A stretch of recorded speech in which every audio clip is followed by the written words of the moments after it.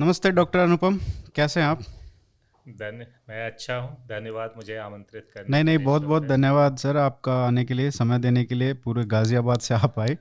बहुत संक्षिप्त में एक बार अपने दर्शकों को बता दीजिए कि अपना परिचय थोड़ा। हाँ। मैं डॉक्टर अनुपम एक फिजिशियन हूँ, जन इंटरनल मेडिसिन एमडी।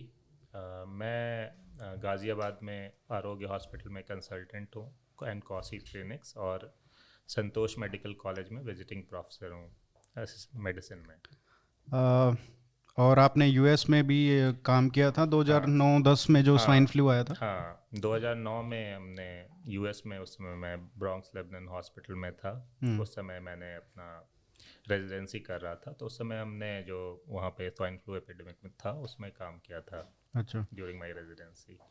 और अभी ओ माइक्रॉन ओ माय गॉड नया वेरिएंट आ गया है, तो कितना आपको लग रहा है कि डेल्टा से, और कितना मतलब क्या होना चाहिए, क्या स्ट्रेटेजी होनी चाहिए, कितना डर है? देखिए क्या है कि एक जो फंडामेंटल चीज़ है, जो कोविड रिलेटेड जो सारे वायरसेस हैं, इसके बारे में फ्लैग पहले भी की गई थी। बात ये हम्म।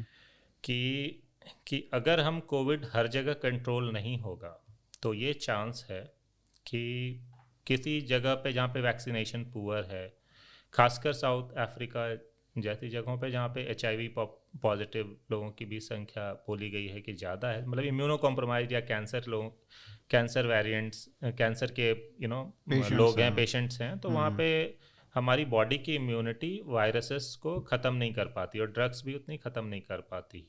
तो इन वायरसेस को उसी एक इंडिविजुअल के अंदर लगातार ग्रो करने की, लगातार रहने की टेंडेंसी ज़्यादा होती है। ऐसे लोग, कई लोग होते हैं जो 3-3 महीने, 4-4 महीने में तक भी रहते हैं। जो फीवर फॉर एग्जांपल में जो वेरिएंट्स कहाँ से आए हैं, तो पहला बोला गया जो अल्फ़ा वेरिएंट वगैरह है, वो आया कि जहाँ पे कोई इम्यूनो कॉम्प्रोमाइज पेशेंट था, उसी के अंदर 2-3 महीने हम देते रहे प्लाज्मा मोनोक्लोनल एंटीबॉडी, हम्म। पर वायरस पूरी तरीके से ख़त्म नहीं हुआ क्योंकि उसकी इम्यूनिटी नहीं थी। अब जब वायरस ख़त्म नहीं होता है तो वो इम्यूनिटी से लड़ने के तरीके खोज लेता है और नए नए वेरिएंट्स बनाता है। हम्म। डेल्टा के बारे में भी बोला यही जा रहा है कि साउथ अफ्रीका में मिला, हालांकि कई सारे रिपोर्ट्स आ रहे हैं कि वो यूरोप से भी साउथ अफ्रीका में जा सकता है। तो ओमिक्रॉन, ओमाइक्रॉन, हाँ। सॉरी, ओमिक्रॉन के बारे में तो हम्म। अभी वो क्लियर नहीं है एग्जैक्टली, बट साउथ अफ्रीका में इसकी सीक्वेंसिंग हुई क्योंकि साउथ अफ्रीका में बहुत अच्छी सीक्वेंसिंग है। हम्म। तो ऐसे लोगों में क्या होता है कि टेंडेंसी, जिसमें के अंदर भी वायरस लंबे समय तक रह गया, तो एक म्यूटेशन की मतलब चांसेस ज़्यादा होते हैं, या जब वायरस टोटली अनकंट्रोल्ड चल रहा हो। तो हम्म। हम जब देखते हैं कि बहुत सारे स्टेट्स अभी यूरोप में हैं जहाँ पे वैक्सीनेशन पुअर है, हम्म। अभी भी जैसे बुल्गारिया हो गया या यूरोप में, या बहुत सारे अफ्रीकन कंट्रीज़ हैं, वहाँ पे चांस तो है कि ये mutations time and time again होते रहेंगे। होते रहेंगे, जैसे फ्लू वायरस का होता है। हम्म। अब इसको ख़त्म करने की जो आइडियल स्ट्रैटेजी पहले थी वो ज़ीरो कोविड था। ज़ीरो कोविड लेकिन कुछ ही लोग कर पाए, जैसे साउथ अफ्रीका, साउथ कोरिया कर पाया है, न्यूजीलैंड, बट उसकी इकोनॉमिक कॉस्ट बहुत बहुत है। हम्म। क्या हमने भी कोशिश की? पहले 1-2 महीने तक तो इंडिया ने भी मार्च अप्रैल में मोदी जी ने शुरू में लॉकडाउन लगा दिया, उसके इकोनॉमिक कॉस्ट काफ़ी हमने झेले। हम्म। हम्म। कोशिश तो हमारी यही थी, बट हमने भी जून के आसपास रियलाइज़ किया कि हम अब एक डेवलपिंग कंट्री हैं, शायद ज़ीरो कोविड हम कर नहीं पाए। तो हम्म। ऐसा दुनिया के और देशों के साथ भी। तो ज़ीरो कोविड के कॉस्ट हैं, हम्म। वो कॉस्ट ये है, ज़ीरो कोविड अगर आपने अचीव नहीं किया तो एक म्यूटेशंस आते रहेंगे जैसे फ्लू में, या तो आपके पास कोई ऐसी वैक्सीन हो जो जेन्युइनली ट्रांसमिशन भी बंद करता हो या स्टेरलाइजिंग इम्यूनिटी प्रोवाइड करता हो। अभी जो वैक्सीन्स लगते हैं वो हमारे फेफड़ों को तो मजबूत बना देता है, बट नाक में जो नेज़ल वैक्सीन बोलते हैं, जो आपको इन्फेक्शन होने ही ना दे या ट्रांसमिशन हम बहुत कम कर सकें, स्टेरलाइजिंग इम्यूनिटी, वो नहीं कर पाते। वो अनफॉर्चुनेटली अभी नहीं है, हो सकता है आज के मतलब 6 महीने बाद। आजकल तो सभी लोगों ने, जैसे रशिया ने शुरू कर दिया है, जैसे हम्म। पुतिन साहब ने एक ड्रग ट्रायल जैसे उन्होंने ट्रायल। किया, ट्रायल किया। हम्म। तो या भारत बायोटेक भी कोशिश कर रहा है। नेजल वैक्सीन तो या। जब तक ये नहीं होगा तब तक तो मुझे जो लगता है, ये मेरी अपनी ओपिनियन है कि ये म्यूटेशंस आते रहेंगे, क्योंकि फ्लू में हमने देखा है। हम्म और तब तक आपको किस्मत आपकी अगर अच्छी है तो म्यूटेशंस पावरफुल नहीं हो उतने, या तो ट्रांसमिसिबल कम हो, या इम्यून्स के मतलब दवाइयों के अगेंस्ट काम कम करे। अगर दोनों अगर साथ में जुड़ जाए कि सीवियर भी हो और ट्रांसमिसिबल, जैसे डेल्टा था तो आपकी किस्मत ख़राब है। उसके पहले अल्फ़ा बीटा गामा उतने ज़्यादा खतरनाक नहीं हुए, हम्म। है ना। और बीच अच्छा, ये साउथ अफ्रीका में कौन सा आया था, बीटा वाला था क्या? साउथ अफ्रीका में बीटा था, जिसके खिलाफ वैक्सीन्स बहुत अच्छी काम नहीं करती थी वहाँ पे। हाँ। इनफैक्ट अगर आपको ये ध्यान हो तो कोविशील्ड की वैक्सीनेशन का ट्रायल बहुत सक्सेसफुल नहीं था, एस्ट्राजेनेका के ट्रायल्स बहुत सक्सेसफुल नहीं थे। अच्छा। लेकिन उस वेरिएंट के बारे में जो बात थी कि वो बहुत ज़्यादा ट्रांसमिसिबल नहीं था, मतलब ख़तरनाक तो था बट फैलने की टेंडेंसी उसकी उतनी ज़्यादा नहीं थी। हम्म तो ये जो है मतलब हर वेरिएंट तो किस्मत की बात है। जैसे आप खुद ही फ्लू देख रहे हैं, फ्लू का कोई सीज़न 4-5 साल में एक बार बहुत ख़तरनाक फ्लू होता हम्म है, राइट है ना। फ्लू के हर वेरिएंट की तैयारी अगर जुलाई अगस्त में है तो उस वेरिएंट की तैयारी जनवरी से शुरू हो जाती है। जनवरी में एफडीए सैंपल करता है, हम्म। उसके अगेंस्ट सारे हम लोग कोरिलेट ऑफ प्रोटेक्शन से एंटीबॉडीज़ के अगेंस्ट वो देखते हैं कि वो काम करेगा, फिर वो रोल आउट अगस्त में होता है। और ये फ्लू भी तो कोरोना वायरस ही है ना, वन ऑफ द नई टाइप्स। रेस्पिरेटरी वायरस है, कोरोना वायरस तो नहीं है टिपिकल, अच्छा। है ना। तो लेकिन कोल्ड, कॉमन कोल्ड का जो। कॉमन कोल्ड है, बट ये हमने कोविड में तो देखा है कोरोना वायरस, ये नॉर्मल चीज़ तो नहीं है। मतलब लोग बोल रहे थे शुरू में कि ये कॉमन, इनफैक्ट एक कन्फ्यूजन का रीजन ये भी था। हम्म लोग शुरू में बोल रहे थे कि ये flu is just like corona virus is just like flu, it's a common cold. वो हम क्लियरली जो ओरिजिनल वेरिएंट जो रिलेटिवली कम ट्रांसमिसिबल था उसी ने दिखा दिया हम्म कि ये ऐसी बात नहीं है। हम्म बीच बीच में जो वेरिएंट आते हैं वो खतरनाक आते हैं 4-5 साल में। ये हो सकता है ओमिक्रॉन, अभी तो बात चल रही है ओमिक्रॉन की, हो अभी डिटेल्स इमर्ज नहीं किए वो। जनरली हमें 2 से 1 महीने के अंदर आइडिया तो लग जाएगा। मैं इसका देख रहा था, साउथ अफ्रीका का गाउटेंग जो प्रोविंस है इनका, जहाँ पे क्वार्टर ऑफ द पॉपुलेशन जहाँ पे रहती है, 25% से ज़्यादा साउथ अफ्रीका की। वहाँ पे उन्होंने ग्राफ बनाया है फाइनेंशियल टाइम्स ने, जिसमें अल्फ़ा बीटा और डेल्टा और अभी उसका कितना वेव जो चल रहा है, जो केसेस जितने डेल्टा में 40 दिन में हुए थे, 42 दिन में हुए थे, वो इसमें ओमिक्रॉन में 20 दिन में हो गए हैं। और डेल्टा के टाइम मेरे ख्याल से कोई वैक्सीनेशन भी नहीं था। अभी वैक्सीनेशन का 24-25% है साउथ अफ्रीका में।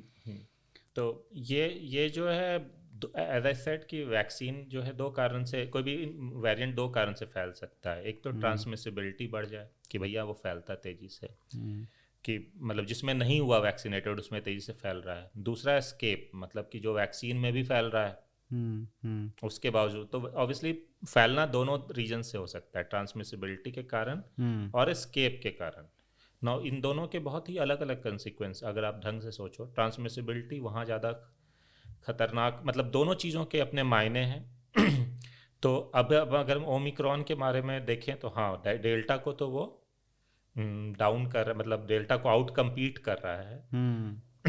अब ये कितना डेंजरस है, क्या प्रीवियस इम्यूनिटी, मतलब जो वैक्सीनेशन प्रीवियस इन्फेक्शन के माध्यम से हुई या वैक्सीन के माध्यम से हुई, हॉस्पिटलाइजेशन कितनी सीवियरिटी है, हॉस्पिटलाइजेशन का भी ग्राफ था, वो एग्जैक्टली डेल्टा को ट्रेल कर रहा है वो।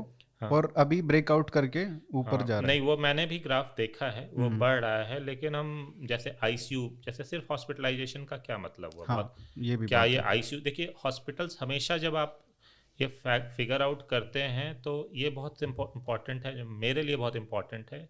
वार्ड तो आप बहुत सारे जनरेट कर लेंगे, क्वेश्चन है हॉस्पिटलाइजेशन, ऑक्सीजन की कितने लोगों को ज़रूरत पड़ रही है, कितने दिनों के लिए पड़ रही है, और आईसीयू की ज़रूरत कितने लोगों को पड़ रही है, वेंटिलेटर की ज़रूरत कितने लोगों को चल रही है। एक है वैक्सीन की जो अपनी वेरुलेंस होती है, ठीक है, सॉरी वेरिएंट की, जो वायरस की अपनी वेरुलेंस होती है। दूसरा वो कितने लोगों को फैल रहा है, ठीक है। तो ऑब्वियसली फैल भी बहुत लोगों को रहा है, तो भी कुछ ना कुछ लोगों को जो कम भी वेरुलेंस हुई तो फैल जाएगा। तो ये तो अभी तक बहुत क्लियर है कि Omicron is more transmissible than Delta in this particular province. मतलब जिस तरीके का ग्राफ देखा उससे तो लग रहा है कि डबल है। और इसीलिए हॉस्पिटलाइजेशन संख्या, अब हमें ये देखना है कि इस कारण डेथ्स कितनी हो रही हैं। क्योंकि अगर डेथ्स हो रही हैं, अगर ऑक्सीजन की ज़रूरत भी पड़ रही, क्योंकि कुछ कुछ यहाँ पे ना डाइवर्स रिपोर्ट्स आई हैं। कुछ रिपोर्ट्स आई हैं कि नहीं, उतना नहीं हो रहा, मतलब माइल्ड है घर इन्फेक्शन पे ही ठीक हो रहे हैं। कि हाँ, जो डॉक्टर्स जो साउथ अफ्रीका के मेडिकल एसोसिएशन के शायद प्रेसिडेंट जिन्होंने रिपोर्ट किया था, उन्होंने बताया। अच्छा, ऐसा वुहान में नहीं था। वुहान में जो केसेस शुरू में आया था, हालांकि हमें नहीं एग्जैक्टली याद है क्योंकि वहाँ का मीडिया उतना ओपन नहीं है, लेकिन हमें पता चला बहुत सीरियस चल रहा है, चाइना को लॉकडाउन करना पड़ा। राइट है ना? बिल्कुल। अभी हमें ये आइडिया लग रहा है साउथ अफ्रीका बहुत ट्रांसमिसिबल है। ऑब्वियसली जो कि ज़्यादा लोगों को होगा तो हॉस्पिटलाइजेशन की भी संख्या बढ़ेगी, बट टिपिकल जो रिपोर्ट्स हैं उसमें आने में मुझे क्लियरर डिटेल्स हमें लगता है 2 से 3 हफ्ते रहेंगे। अब क्वेश्चन है, जो कोविड ने हमें सिखाया कि उस 2 से 3 हफ्ते में आप क्या कर सकते हैं। एक दो चीज़ें तो है कि हम कॉशियस हो सकते हैं। कॉशियस का क्या मतलब है? कुछ चीज़ें कोविड से और भी पता चली पिछले 1-1.5 सालों से हमें, कि लॉकडाउन्स वगैरह बहुत ज़्यादा काम नहीं करेंगे, लेकिन होंगे जरूर। होंगे जरूर। सेल्फ लॉकडाउन होंगे। जैसे मैं अपना अनुमान बताऊं, मैंने पहले कोविड जो सेकेंड वेव के बाद, जब ये जो सीरो एंटीबॉडी सर्वे में जब 50-60% एंटीबॉडी आ गए थे, तो मुझे नहीं लगा था, और काफ़ी इकोनॉमिक कॉस्ट भी थे हमारे लॉकडाउन के, तो मुझे नहीं लगा था कि दिल्ली में अब लॉकडाउन लगेगा। लेकिन जब लोग इस तरह मरने लग गए, तो ऑब्वियसली एक सरकार नहीं भी लगाती तो इंसान डर के मारे खुद लॉकडाउन हो जाता। तो एक चीज़ जो बोली जा रही, तो कॉशियस का मतलब आप मास्क ढंग से पहने, एंड डायग्नोस्टिक स्ट्रैटेजीज जो हैं वो शायद तेज हो कि फास्ट डायग्नोसिस हो जाए, ताकि आप हॉस्पिटल, क्योंकि पहले सेकेंड वेव में बहुत अच्छे मोनोक्लोनल एंटीबॉडीज नहीं थे। ओरल एंटीवायरस हालांकि वो भारत में अप्रूव हो जाएगा, चूँकि अब FDA से अप्रूवल आ गया है, तो वो उतने अच्छे नहीं थे। मतलब हमें पता भी नहीं था। हाइड्रोक्सीक्लोरोक्विन आया, फिर फेविपिरावीर आया, ये दोनों बहुत ज़्यादा इफेक्टिव तो थे नहीं। आइवरमेक्टिन कुछ खास काम, हालांकि लोगों को जो बेसिकली आपके पास जो होता है, आपको उसी को you are desperate for a win, तो वो उतने इफेक्टिव नहीं थे। अब उससे बेहतर है हालत, है ना? लेकिन अब हम कैसे यूज़ करें, और कुछ इंडोर गैदरिंग्स बंद करें, डिटेक्शन को अच्छा करें, मतलब आउटडोर गैदरिंग्स लॉकडाउन उस तरह से नहीं करें, लेकिन शायद कुछ चीज़ों पे मतलब सेल्फ रिस्ट्रिक्शंस लगा के रख सकते हैं। मास्क ढंग से पहने, ये भी पता है कि सर्जिकल मास्क नहीं, N95 वगैरह यूज़ करना, क्योंकि वो अब ट्रांसमिसिबिलिटी बढ़ रही है, ये कर सकते हैं। और तब तक क्लियर डिटेल्स इमर्ज करेंगी कि भैया क्या है, क्या एग्जैक्टली ये वायरस कितनी सीवियरिटी करता है। बट कोविड ने सिखाया है कि टिल एटलीस्ट फर्स्ट वेव ने सिखाया कि assume the worst and then prepare for the worst. तो इस सेंस में कई लोग इसको बोलते हैं फियर मॉन्गरिंग, कि आप फियर मॉन्गर कर रहे हो। कई लोग बोलते हैं कि भारत में चूँकि ऑलरेडी हमने और देशों की अपेक्षा, जो जैसे हम यूरोप में देखते हैं, अमेरिका में, वहाँ पे क्या था कि उन्होंने जो प्राइमरली इम्यूनिटी गेन की, खासकर न्यूयॉर्क वगैरह को छोड़ दें, जहाँ पे उन्होंने इन्फेक्शन के माध्यम से इम्यूनिटी गेन करी, जहाँ पे काफ़ी उनके कंसिक्वेंस, लंदन में बहुत सारे स्टेट्स ने उन्होंने वैक्सीनेशन के माध्यम से, खासकर डेल्टा वेरिएंट के अगेंस्ट में, इम्यूनिटी गेन करी। मतलब इंडिया में ऐसा नहीं हुआ। इंडिया में हमने डेल्टा वेरिएंट के माध्यम से इम्यूनिटी गेन करी, और उसके बहुत ज़्यादा कॉस्ट हुए, जैसा आपको पता ही है। बिल्कुल डिजास्ट्रस, इस बार डिजास्ट्रस इंडिया या बांग्लादेश। तो कुछ लोग बोल रहे हैं कि नेचुरल इन्फेक्शन प्लस वैक्सीन, जिसको हम लोग हाइब्रिड इम्यूनिटी बोलते हैं, वो ज़्यादा प्रोटेक्टिव होगा। हो सकता है। और प्लस हमें 6 महीने हुए भी नहीं हो वैक्सीनेशन के। जो बेसिकली यूके का डेटा है वो दिखाता है कि 20 हफ्ते के बाद जो है इम्यूनिटी गिरने, एंटीबॉडी इन्फेक्शन का इंसिडेंस बढ़ने लगता है, लेकिन हॉस्पिटलाइजेशन नहीं, मतलब है ना कि इन्फेक्शन बढ़ने लगे। बट वो किस एज ग्रुप में, सभी में या? नहीं, इन्फेक्शन तो सभी एज ग्रुप में होता है। ऑब्वियसली डेथ्स और हॉस्पिटलाइजेशन ज़्यादा एज ग्रुप में। ये तो दुनिया की सारी बीमारियों के बारे में है सर, कि इन्फेक्शन मतलब कहीं भी हॉस्पिटलाइजेशन 60+ में ज़्यादा होगा। और ये वो मैं नसीम निकोलस तालिब का अपने आर्टिकल पढ़ा, उसमें उन्होंने लिखा है कि no, COVID is not an old age people disease. क्योंकि अगर आप मोर्टेलिटी देखो इन जनरल कोई भी डिसीज़ से, तो वो एज वाइज अगर देखेंगे तो उनमें सबसे ज़्यादा होगी। और वो अगर उसको अकाउंट करो आप, तो सबका सेम ही है। It's same for everyone. Risk wise covid is basically a disease with same risk for every age group. Yes, मतलब compare to other diseases, right, हाँ compare to other diseases, yes, हाँ। तो ये चीज़ नहीं, फ्लू के साथ कंपैरिजन, फ्लू में देखा गया था कि फ्लू में जो है 60+ में जो कॉमन कोल्ड में उतनी मोर्टैलिटी नहीं होती, उसमें भी बढ़ती है 60+ में, लेकिन कोविड में डिस्प्रोपोर्शनेट मोर्टैलिटी हो रही थी। तो यहाँ से ये बात सामने आई।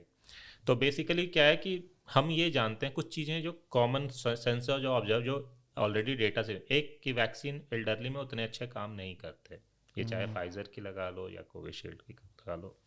दूसरा एंटीबॉडी, देखिए हमारी बॉडी में बोला जाता है कि एक तो हो गया एंटीबॉडीज हैं जो पहले हमें इन्फेक्शन से बताएंगे, या वो चाहे बॉडी बनाए वैक्सीन के माध्यम से या मोनोक्लोनल एंटीबॉडी बाहर से आप लेते हो, या वायरसेस पहले हफ्ते में, एंटीवायरस जो गोलियां उनको पहले हफ्ते में आपको किल करेंगी।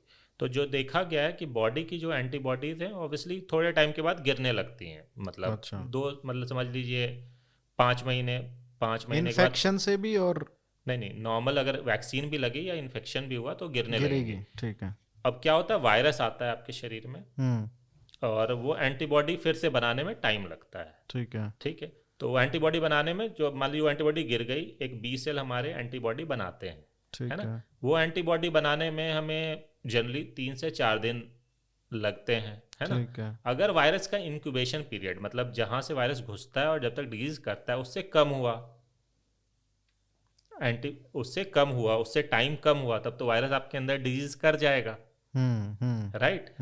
या आपकी एंटीबॉडी बनाने की पावर कम हो, जैसे 60+ इंडिविजुअल्स हो गए, या जो इम्यूनो कॉम्प्रोमाइज हुई, जो डायलिसिस पे या कैंसर का मरीज, वो बना ही नहीं पाया, या वायरस का इंक्यूबेशन पीरियड कम हुआ, जैसे डेल्टा का था, वो जल्दी से, मतलब आप किसी इन्फेक्ट हुए 3 दिन के अंदर जल्दी करता था, तो वो फिर उतनी नहीं काम करेगी अगर वेनिंग शुरू हो गई। समझ में आ गई। बिल्कुल। जैसे फॉर एग्जांपल बड़ी सारी बीमारियां, जैसे टेटनस की बीमारी, उसका 45 दिन का इंक्यूबेशन पीरियड होता है, इसलिए हमारे डॉग अगर काटता है तो हम एक वैक्सीन लेते हैं, क्योंकि उसका इंक्यूबेशन पीरियड 45 दिन का है। तो उस समय वैक्सीन जो है ऑब्वियसली पैसिव एंटीबॉडीज भी लेते हैं, इम्यूनोग्लोबुलिन, और वैक्सीन भी लेते हैं। क्यों वैक्सीन लेते हैं भैया काटने के बाद? क्योंकि वो 45 तो ये जल्दी काम करती है। तो ये जो प्रिंसिपल है, ये बेसिक प्रिंसिपल है।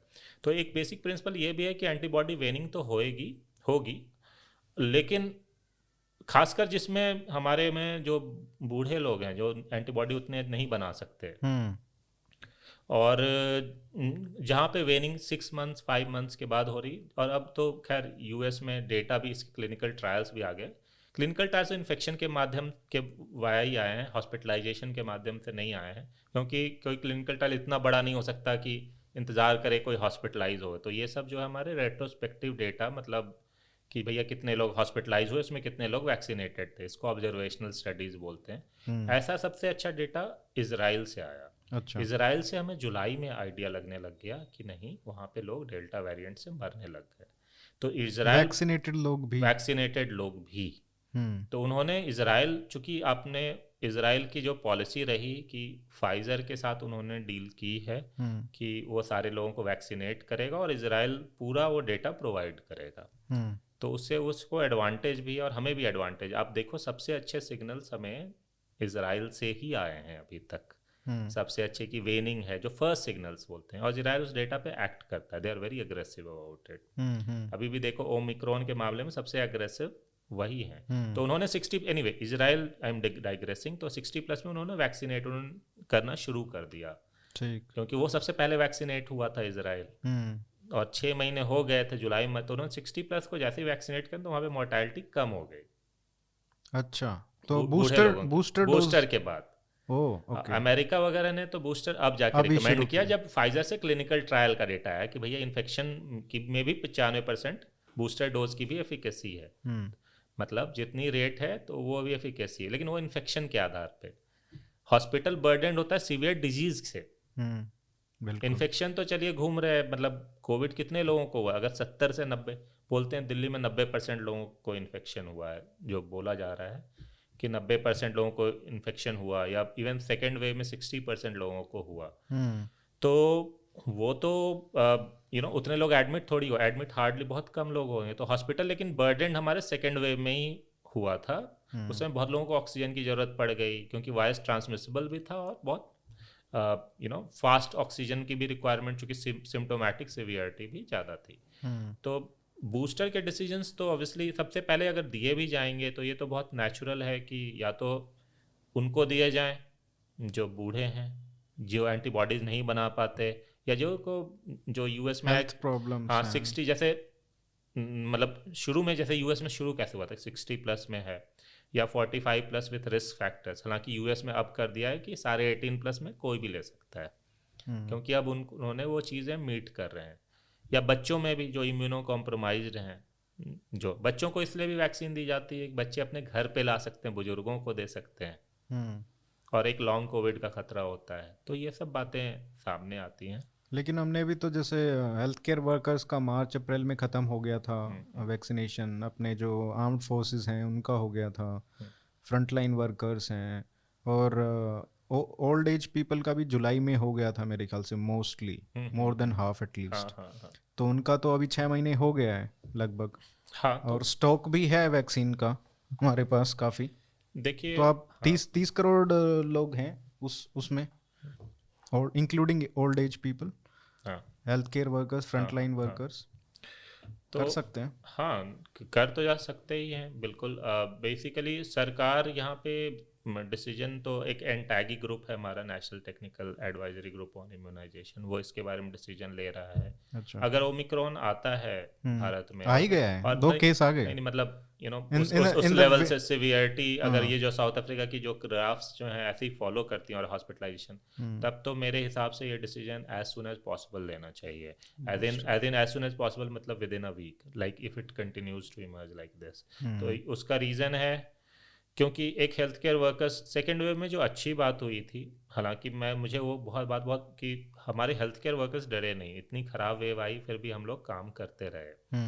तो probably that was the only silver lining जो हम लोग बोलते हैं इन द क्लाउड, कि मतलब उसमें है काम करते रहे, यही सबसे बड़ा प्लस पॉइंट था। क्योंकि हेल्थ केयर वर्कर्स बार बार एक्सपोज होते हैं, और 60 प्लस इंडिविजुअल तो ऑब्वियसली वो उनका हाई रिस्क। मैंने जो मेरा पर्सनल ओपिनियन जो ऑब्जर्वेशन था, जो और लोगों का भी था, जो 45-50 प्लस भी थे जिनको खासकर हाई रिस्क फैक्टर्स थे, जैसे ओबीज थे, वो भी एक सिग्निफिकेंट चीज़ थी कोविड के हॉस्पिटलाइजेशन में, मतलब जो मैंने ऑब्जर्व करी। तो ये भी एक जो है काफ़ी बात थी। तो ऐसे सारे लोगों को अगर बूस्टर्स अवेलेबल हैं तो ऑप्शन देनी चाहिए, मतलब इतना इंतज़ार नहीं करना चाहिए। अच्छा, पिछली बार हमने ये भी देखा था कि वैक्सीन सेंटर्स बन गए थे फैलाने का अड्डा, मतलब वहाँ जाता था इंसान और इन्फेक्ट हो जाता था। ये डेल्टा वेव में बहुत हुआ है, डेल्टा वेव में काफ़ी हुआ इनफैक्ट। और एक इंटरेस्टिंग बात मैं बताना चाहूँगा, वह लोग जो कंप्लेंट कर रहे थे ना, वो कह रहे थे हम वैक्सीन लगवाने गए थे, हमको तो कोरोना हो गया, ये तो वैक्सीन से कोरोना हो रहा है। हाँ, तो ये भी फैला था। और नहीं सिर्फ फैला ही नहीं था, मैं इसके प्रैक्टिकल कंसिक्वेंस बताता हूँ। वैक्सीन लगाने गए कोई, फिर बुखार आने लग गया 2 दिन, तो ठीक है ये तो जी वैक्सीन का बुखार, असल में वो कोविड का बुखार था जो उसने कैच किया। ये लोग नहीं, वो लोग सही बोल रहे थे। लोग इन जनरल है कि लोग बोलते हैं, तो मैं एज ए पर्सन बिलीव करता हूँ एज ए डॉक्टर्स, और ये चीज़ सही थी। बहुत सारे लोग वैक्सीनेशन सेंटर से अफेक्ट हुए। मेरी अपनी ओपिनियन है कि इस बार जो बूस्टर्स हैं या ये भी, वो मतलब डोर टू डोर वैक्सीनेशंस करनी चाहिए, ऑप्शंस देना चाहिए, खासकर एल्डरली को। I don't want them to be get affected in second wave. पिछली बार हम समझ आता है आपको, ये ध्यान रखना, बहुत सारे स्टेट्स ने करनी चाहिए सेकेंड, लेकिन सेंटर ने उसको मना किया। वो क्यों किया मना? क्योंकि पहली वेव में हमें साइड इफेक्ट्स, पहले वैक्सीनेशन के जब हो रहे थे तो हमें साइड इफेक्ट्स का आइडिया नहीं था। एनाफाइलैक्सिस, आप समझिए किसी को वैक्सीन घर पे लग रही हो और डेथ हो गई, तो एक हर चीज़ में दुनिया में ट्रेड ऑफ होता है कि क्या वो डेथ्स हो सकती हैं। तो अब हमें पता है उन्होंने अपना जो कोविन जो है अपने डैशबोर्ड कि उतने नहीं है साइड इफेक्ट। अब मेरे हिसाब से ऑप्शन देनी चाहिए, सिर्फ वही नहीं, सारे नर्सिंग होम्स में भी, सारे ओपीडी क्लिनिक्स में भी कराने का ऑप्शन देना चाहिए, जो पिछली बार नहीं था। तो उनसे भी काफ़ी एक वैक्सीन सेंटर्स के इससे भी काफ़ी फैला। ये बात तो बिल्कुल ही सही है। मेरे को एक बात समझ में नहीं आती, ये जब मार्च में 2020 में मार्च में हमको ये पता चल गया था यूएस में, इटली में, इवन साउथ कोरिया में आपको याद होगा जब उन्होंने ड्राइव थ्रू टेस्ट सेंटर शुरू किए थे कि गाड़ी में आओ टेस्ट करने के लिए, गाड़ी में ही बैठे रहो, वहाँ पे आपका सैंपल लिया जाएगा और आप जाओ। तो मतलब कोई लाइन में सोशल डिस्टेंसिंग भी हो गई और ये सब हो गया। हमको पता था कि ये जो टेस्ट सेंटर्स हैं ये एक बहुत बड़े मतलब एक क्या क्या बोलते हैं उसको, वेक्टर बन सकते हैं स्प्रेड करने के लिए। उसी तरीके से वैक्सीनेशन के सेंटर्स में हुआ, तो इनको अलग से क्यों नहीं कर सकते, हॉस्पिटल्स में ही क्यों करें? दो तीन रीजन, जैसे पीसीआर जो था, पीसीआर थोड़ा कंटामिनेबल चीज़ होती है। जैसे पीसीआर में थोड़ी सी भी इम्प्योरिटी आ गई तो वो जो है पीसीआर फॉल्स पॉजिटिव आ सकता है। तो पीसीआर प्रॉपर्ली होना चाहिए, और हमें पता भी नहीं था, हमने कभी इस लेवल पे लॉन्च भी नहीं किया था। दूसरी बात, साउथ कोरिया से हमारा कोई कंपैरिजन था नहीं, हमारे रिम रिसोर्स। आप याद करें एक समय हम 10,000 पीसीआर टेस्ट करके ही खुश थे एक टाइम पे, है ना। तो हमारी कभी उस लेवल की, as I told you, running a zero COVID strategy requires a lot of money, a public health culture जो हमारे यहाँ नहीं। जब स्वाइन फ्लू पहली बार H1N1 आया तो सब ने यही चलाया, ये जो है मास्क N95 के करेंगे। हार्डली किसी हॉस्पिटल में, बहुत ही कम मिले। वो आके खा पी के सब चला भी गया, है ना, हमें पता नहीं चला। To run a very successful public health strategy requires a culture, requires money and requires vigilant public. आप अमेरिका में देखें, अमेरिका से मनी है, लीडर ऑफ फ्री वर्ल्ड है, पब्लिक हेल्थ कल्चर नहीं है, उसकी कितनी प्राइस पे कर रहा है अमेरिका। जैसे आप देखो यूके में बहुत अच्छा पब्लिक हेल्थ, इतना सबसे अच्छे ट्रायल्स यूके से आए, ठीक है। डेटा इमर्ज कर रहा है बूस्टर्स के बारे में। तो America is unfortunately reliant on that despite having the best private hospitals. To counter a pandemic आपको चाहिए कि पब्लिक हेल्थ कल्चर आपका बहुत अच्छा हो। हमारे यहाँ है, बट हमारे यहाँ बिट्स एंड पीसेस में, मतलब उस चीज़ों को डेवलप उतना नहीं किया गया। और साउथ कोरिया वगैरह को एडवांटेज था कि सार्स पहला जो 2002-2003 में था, तो उनको एक्सपीरियंस था। ताइवान, साउथ कोरिया, इन सबको एक्सपीरियंस था। जो मेमोरी होती है ना, बहुत बड़ी चीज़ होती है। हमारे यहाँ प्रोटेस्ट भी लोगों को भी नहीं समझ आ रहा था, प्रोटेस्ट होने लग गए। और एक तो हम गरीब देश भी हैं, उतना पैसा जीरो कोविड रन करने के लिए बहुत, मतलब इकोनॉमिक हार्डशिप के इतने लोग निकले, मतलब घरों को छोड़ के, क्योंकि घर में पैसा नहीं है। कोई चारा ही नहीं बचा, कोई चारा नहीं बचा।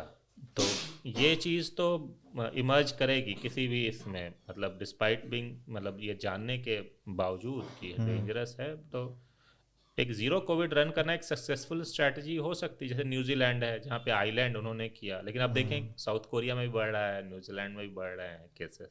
जो आइलैंड्स हैं वो रन कर सकते हैं, लेकिन कुछ तो लिमिटेशंस हैं। हमें साथ में जीने की स्ट्रैटेजी खतरनाक है, क्योंकि हर 6 महीने पे कोई म्यूटेंट आ सकता है, हर 8 महीने पे। वही मैं पूछना चाह रहा हूँ कि लोग पूछ रहे हैं यार ये कब फिर हम, मतलब क्या है इसका एंड गोल, क्या है? हम क्या हर 6 महीने में लेते रहें क्या? सर अब देखिए, जब वैक्सीनेशन आया था तो हम तो सोच रहे थे कि दिवाली पे जैसे राम जी ने सब कि वहाँ पे दिवाली पे खत्म करके नया दौर शुरू होगा, और इसीलिए दिवाली इस बार शायद लोगों ने सेलिब्रेट भी ज़्यादा की राइट।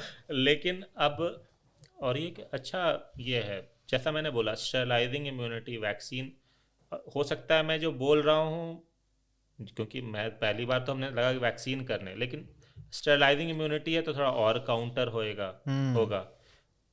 उम्मीद ये भी लग रही थी कि डेल्टा लास्ट वेरिएंट होगा, ऐसा तो हुआ नहीं, है ना। लेकिन ये भी बात है कि अल्फा बीटा गामा तो उतने डेंजरस हुए नहीं, है ना। समझने का आप मतलब एक मतलब तरीका देखें तो। लेकिन कोई भी वैक्सीन आए जो स्टेरलाइजिंग इम्यूनिटी के साथ आए, हमारे ओरल एंटीवायरल्स और सेफर अच्छे आ जाएं, सस्ते आ जाएं, कि भैया जिस तरह हम एंटीबायोटिक लेते हैं, जिस तरह दर्द की गोलियां लेती हैं, या तब तक बच के रहें। कैसे बचोगे? कैसे वेव आएगी? नहीं, बच के रहें मतलब कि मतलब तब तक जो है आप मास्क ढंग से पहने। इंडोर जैसे स्कूल्स है, कॉलेजेस है, अब ये तो क्लियर कट बात है कि चलो आउटडोर में आप घूम रहे हो, लेकिन इंडोर में हम दोनों ही जैसे बातें कर रहे हैं। अब आइडियली तो ठीक है, यू कैन आर्ग्यू कि इट इज़ वेरी अब 95 का एक पहन के बात करिए, या एंटीजन टेस्ट आने के पहले एंटीजन टेस्ट जैसे यूके में है। यूके में एक अच्छी बात है कि वो कोई भी जैसे सभी के एंटीजन टेस्ट आप फ्रीली कलेक्ट कर सकते हो, है ना। अब लेकिन उन सब के भी कॉस्ट हो जाए। एग्जाम्पल देता हूँ, अब 250 रुपये आप खरीद सकते हो अमेजन या किसी से भी एंटीजन टेस्ट 250 रुपये में। तो आपने जी अपने हर गेस्ट से कहीं मिल लेंगे 250 रुपये कर। यूके में वो सरकार फ्री प्रोवाइड करती है। हाँ यही तो। हाँ, तो अब क्या ये भारत की सरकारें कर सकती हैं? कर अमेरिका में कितना है, $5-10 का है। अमेरिका में बहुत महंगा है, क्योंकि अमेरिका में पब्लिक हेल्थ कल्चर नहीं है। राइट, अच्छा, अमेरिका में पैसा बहुत है, लेकिन वहाँ $10 का। यूके में फ्री, मतलब आप घर से आपके दस घर में डॉलर भी ज़्यादा नहीं है उनके लिए तो। अगर लेकिन जी उस लोगों की माइंडसेट भी तो होनी चाहिए। अमेरिका हाँ। में एंटी वैक्सर है, इंडिया में तो नहीं है एंटी वैक्सर। इंडिया हम्म। में आप देखो, चाहे किसी भी पॉलिटिकल इंक्लिनेशन को, कुछ लोगों को छोड़ दो, है ना, हम्म। प्रशांत भूषण टाइप्स, हम्म। ठीक है, ये जैसे उन्होंने, या कुछ लोगों को जैसे जिनको डाउट होता है, मतलब कई लीडर्स भी, कुछ लोगों को ऐसा नहीं, कुछ डॉक्टर्स भी हैं जो उस लास्ट माइल को शायद करना भी मुश्किल हो, लेकिन बट इन जनरल इंडिया में कम है, ये तो बोला जाएगा। ये बट पब्लिक हेल्थ जो कल्चर है, इसको कैसे इम्प्रूव किया जा सकता है? सर अब ये रातों रात तो होगा नहीं। फिर भी मान 5-10 साल में कोई करना चाहे तो सरकार। सरकार की एक तो हमें सेंट्रलाइज्ड मतलब ये बॉडी बनानी पड़ेगी। जैसे इसमें हमें हमारा एम्स से डायरेक्टेड था, एक तो कुछ तो मेमोरी से भी आएगा, मतलब जैसे इस कोविड की मेमोरी होगी जो है, उससे भी आएगा। कोविड के फर्स्ट वेव और डेल्टा खासकर जो दूसरी बार जिस तरीके से सरप्राइज किया, फॉर एग्जांपल हमने डेल्टा से क्या सीखा कि आप प्रीवियस इन्फेक्शन ये करके अब तो हम स्पेशल हैं, मैंने अगर मुझे बोला जाए तो हमें ये सीखा कि हम स्पेशल नहीं हैं। सबसे बड़ी चीज़ ये बताई जी, जो तुम दूसरों स्पेशल, पे लागू होता है वो वो हमारे तुम पे भी ऊपर भी लागू है। होता है, तुम स्पेशल नहीं हो। जैसे अभी बहुत लोग बोलेंगे बच्चों में 60% जो है हो तो गया है, एंटीबॉडीज बन गए, अब उनको कुछ तो नहीं होगा। नहीं होगा। तो बच्चों में क्या होता है कि बच्चों में और वैक्सीन 66 हॉस्पिटलाइजेशन पे भी, मतलब 60 और भी वैक्सीन कम हॉस्पिटलाइजेशन, कम सीवियरिटी पे भी लागू हुई हैं। तो लेकिन आप ये अज्यूम करके नहीं चल सकते, आप ये करके तो रेस्पिरेटरी डिजीज, तो एक तो कल्चर हमारी मेमोरी से आएगा, जो हमारा बैड एक्सपीरियंस है अनफॉर्चुनेटली वो ज़्यादा होगा उससे। दूसरा है कि इन जनरल हॉस्पिटल्स में, जैसे फॉर एग्जांपल हमने बहुत ही कॉमन सेंस की बातें करी कि भैया day to do drive through क्यों नहीं हुआ, या पीसीआर और अच्छा बनाना चाहिए। ये सब चीज़ें क्या होता है, हर इंसान को अपने रास्ते खुद जब तक वो अनुभव नहीं करता, क्योंकि देश, असल में देश तो डिसेंट्रलाइज्ड ही होता है, मतलब हर, जैसे हर, मैं बोलूँगा हर डिस्ट्रिक्ट का एक डीएम है, वो अपने डिसीजंस लेता है, वो टारगेट्स कुछ मीट करता है, उसकी कितनी सेंसिटिविटी है, वो लर्निंग है, तो वो उससे डेवलप होगा, हमारे पब्लिक एक्सपीरियंसेस से डेवलप होगा। और सरकार को उस हिसाब से कुछ खुला हाथ भी, जैसे पहले हमारे यहाँ ना पीसीआर के टेस्ट इतनी रैपिडली स्केल करने की प्रक्रिया थी, तो हमारे कुछ प्लेयर्स भी, प्राइवेट प्लेयर्स भी बने हैं, और ये एक्सपीरियंस से, एज फॉर एग्जांपल आज हो रहा है, जैसे वैक्सीन तुरंत आपने, मतलब बूस्टर की तुरंत, तो आपकी एजेंसीज हैं कितनी सेंसिटिव होती हैं कि भैया आया तो तुरंत हमने कार्रवाई करनी शुरू कर दी, एक तो उससे होगा। दूसरा, आपने रैपिडली, अभी हालांकि एंटीजन टेस्ट तो हमने अभी भी अवेलेबल नहीं कराए हैं, वही ना, राइट, वो सबसे बड़ा मेरे को लगता है कि एक वेपन हो सकता है कि आप घर पे अपने रखो। नहीं तो घर के पास आपके चॉइस तो है ही ना, 250, आप अमेजन से खरीद हाँ, सकते हैं। वो चॉइस है, लेकिन 250 रुपए का क्यों, 25 तो रुपए का क्यों नहीं हाँ, है? बिल्कुल सही बात, वो मैं कह रहा वो हूँ, सरकार को वो तभी आएगा जब आप स्केल पे उसको वो बोलोगे। स्केल पे करेंगे, है ना? और सरकार को भी करना पड़ेगा, बिल्कुल। मतलब कि आप करें, आप घर पे आ जाते। पहले हम ये ट्रस्ट ही नहीं करते, आप देखो टेस्ट सेंटर कराने के लिए दूसरों को जाना पड़ता था, ये डेल्टा वेव तक हमें ये बात नहीं समझ में आए। आई। अच्छा, जैसे मैं इनफैक्ट, या मेरे, मतलब तो हम डॉक्टर्स के पास तो ये सुविधा थी क्योंकि हम हॉस्पिटल्स रन कर रहे थे, लेकिन आइडियली तो ये सुविधा हर एक नागरिक के पास होनी चाहिए, बिल्कुल। है ना। उसमें पैसे लगते हैं, आप सब्सिडाइज करें, शायद ये वर्थ इट हो। तो एक तो है कि क्लियरली, उससे आपको अगर आप, लगता है कि ट्रांसमिशन भी कितना रुकता होगा? मान लो अगर मैं अपने, मुझे पहले पहले दिन अगर कोई सिम्टम होता है, मैं उसको टेस्ट करता हूँ, मेरा पॉजिटिव आ गया, मैं अपने आप को आइसोलेट करूंगा, बाहर नहीं जाऊंगा। लाइक रिस्पॉन्सिबल सिटीजन्स भी तो बहुत है ना, मतलब at least you will protect your family, right?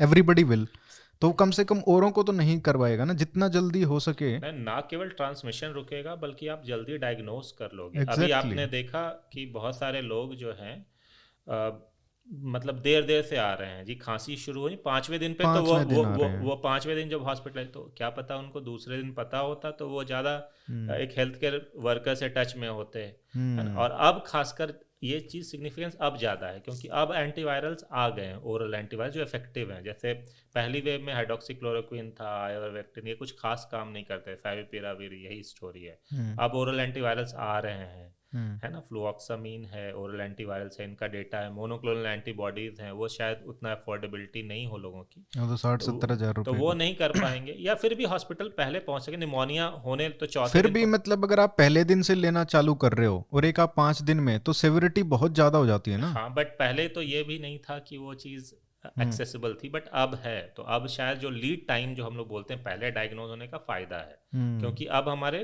Targets हैं कि वो जब वो हॉस्पिटलाइजेशन कम कर सकते हैं, नंबर एक। तो एक ये बात हो गई, या हॉस्पिटल पहले पहुंच सकते हो आप, जैसे ही हालत थोड़ी ख़राब होने लगी आप पहले पहुंचे, मतलब तो आपको आपका सेवरिटी नहीं बढ़ेगा, आईसीयू में जाने का आईसीयू, चांसेस और कम होगा। आईसीयू में अगर आपके आईसीयू फुल नहीं होते तो तो पब्लिक हेल्थ का कितना बड़ा बेनिफिट है तो पब्लिक है हेल्थ ना। तो हाँ कम बहुत से बड़ा, कम ओनली जिनको जरूरत है वही जाएंगे। जिनको ज़रूरत है वही जाएंगे। इस सेंस में आप देखिए, केरला का मैं एग्जांपल दूंगा। हम्म। केरला ने वेव तो जीरो कोविड वो भी नहीं कर पाया, ठीक है, उनका तो मैक्सिमम कोविड उनका चल रहा था। मैक्सिमम कोविड चल रहा था, हम्म। लेकिन उन्होंने एक काम जो अच्छी करी, उनकी मोर्टैलिटी जो है हम्म। इतने ओल्ड एल्डरली होने के बावजूद कम रही उनकी, हालांकि उन्होंने उसको भी कोशिश की और कम करने की via reporting of the data, but relatively अगर आप देखेंगे एज पॉपुलेशन के हिसाब से, तो केरला की जो है उतनी हाई मोर्टैलिटी नहीं बहुत थी, कम है, बहुत बहुत कम कम है। है वो लाइक। क्यों है कारण, मान लीजिए उन्होंने डबल भी ओवर रिपोर्ट, मतलब डबल भी अंडर रिपोर्ट किया मोर्टैलिटी तो भी कोविड बहुत रिलेटेड, कम है। वो क्यों कम है, क्योंकि वहाँ पे पब्लिक हेल्थ मतलब कल्चर है। कल्चर है कि प्राइमरी पीएचसीज हैं, ये जल्दी लोग ट्राइजिंग फास्ट है, लोग अपने बगल को ट्रस्ट करते हैं, शायद पीएससी को ट्रस्ट करते होंगे तो जल्दी चले जाते हो कि भैया वो हमारा काम हो जाएगा, हम प्रॉपरली रेफर हो जाएंगे। केरला में कोई बड़े बड़े बहुत बड़े हॉस्पिटल तो है नहीं एम्स की तरह, है ना, लेकिन वहाँ पे एक पब्लिक हेल्थ का कल्चर, तो ये अप्रिशिएबल है। इसमें मुझे जो लगता है कोविड में विनर और लूजर हम ऐसे जज किए जाएंगे जिसने अपनी मोर्टैलिटी कम रखी। Zero Covid zero infection run करना, जैसे केरला या किसी भी स्टेट जहाँ पे वेव चल रही है उसको बोल रहा है फेलियर, मुझे नहीं लगता हम उसको फेलियर बोल सकते हैं। फेलियर बोलना अब वो सही नहीं है ना, क्योंकि ये जीरो कोविड रहने के लिए बहुत पैसे चलेंगे, या तो आप आइलैंड हो न्यूजीलैंड की तरह, साउथ कोरिया जिस तरह कल्चर हो, तो अगर आप उसके लिए, या स्टेरलाइजिंग इम्यूनिटी भी अभी नहीं है, नेजल वैक्सीन्स भी नहीं है। आप देखो ना, सबसे ज़्यादा जो लॉकडाउन हुआ वो कहाँ पे हुआ? महाराष्ट्र में हुआ, हाँ। मुंबई में हुआ। हम्म। और वहाँ पे भी ऐसे ही चल रहा था, मैक्सिमम कोविड चल रहा था केरला की तरह। हाँ। तो देखो आप, ना तो लॉकडाउन का फर्क पड़ रहा है, या लॉकडाउन ही मतलब नाम का है, या ये कह सकते हो। लॉकडाउन, देखिए लॉकडाउन जो ट्रूली लॉकडाउन में सही बात है, देखिए कोविड तो घर की बीमारी है ना, कोविड सबसे ज़्यादा तो इंडोर्स में फैलता है। तो बाहर तो बाहर बाहर तो ये तो आपको इंडोर जो कॉन्ग्रीगेशंस हैं उनको प्रिवेंट करना है, ठीक है, लॉकडाउन मतलब इंडोर कॉन्ग्रीगेशंस। हालांकि ये देखिए पहले तो हमने लॉकडाउन में एम किया कि भैया लोगों के इंटरेक्शंस ही कम कर दें, है ना, लेकिन आखिर उसके इकोनॉमिक कॉस्ट कितने बहुत हैं ज़्यादा और है। क्या ये सस्टेन कर सकते हैं, खासकर जब दिख गया है कि डेल्टा से भी ज़्यादा ट्रांसमिसिबल वेरिएंट्स इमर्ज कर रहे हैं, शायद नहीं। तो मतलब ये अच्छे सोल्यूशन, ये तो जवाब देखिए मतलब कोई 100% जवाब है नहीं इसमें, कुछ ट्रेड ऑफ है, इकोनॉमिक लाइवलीहुड का लॉस है ना, और लाइफ का लॉस है ना। ये बात सही है, कोई आदमी कहीं से इंटरेक्ट करने गया, वो अपने घर में जाके कोविड दे सकता है, बाहर ही इंटरेक्ट कर रहा हो अगर इतना ट्रांसमिसिबल है। आप आज की डेट में जो ज़रूरत है कि अच्छे मास्क की, कि आपने N95 पहना है, एंटीजन टेस्ट की जिससे फास्ट डायग्नोसिस हो गया, या टर्नओवर टाइम कम कीजिए टेस्ट के, हर आदमी के पास ऑप्शन होना चाहिए। 25-30% मतलब पॉजिटिविटी रेट चल रही थी कि मजाक हो रहा है। 30% पॉजिटिविटी रेट मतलब क्या होगा? अगर आपको तीसरे चौथे दिन आपको पता चल रहा है आप पॉजिटिव हो, तो आप उस वो इतना इम्पोर्टेंट टाइम आपने खो दिया ना। खो दिया मतलब चांसेस हाँ, आपके हर रोज बढ़ रहे हैं मरने के। ये हमने देखा जो कोविड में, हम तो हालांकि इसमें मतलब ये जो मैंने अनुभव किया अपनी प्रैक्टिकल एक्सपीरियंस, मेरे पास बहुत कम पेशेंट जो चौथे पांचवें दिन आए, वो मतलब उनके खराब आउटकम्स हुए। हमने दवाइयाँ हमने क्या होता है कि नॉर्मल पब्लिक से कोई डॉक्टर ज़्यादा बेहतर होता है, लोग जैसे चला रहे थे कि अल्गोरिदम आप सैचुरेशन 90% से कम हो तब हॉस्पिटल विजिट करें, 93-94 से कम हो तब विजिट करें। हमने देखा सिर्फ सैचुरेशन तो एक बात नहीं है, आपके रेस्पिरेटरी रेट कितना तेज हो रहा है, खांसी कितनी हो रही है, वो सब भी बहुत चीज़ें, सांस कितनी तेज चल रही है, नॉर्मल जनता कोशिश कर सकती है लेकिन वो कभी भी उतनी अच्छी नहीं हो सकती, कईयों के पल्स ऑक्सीमीटर खराब थे।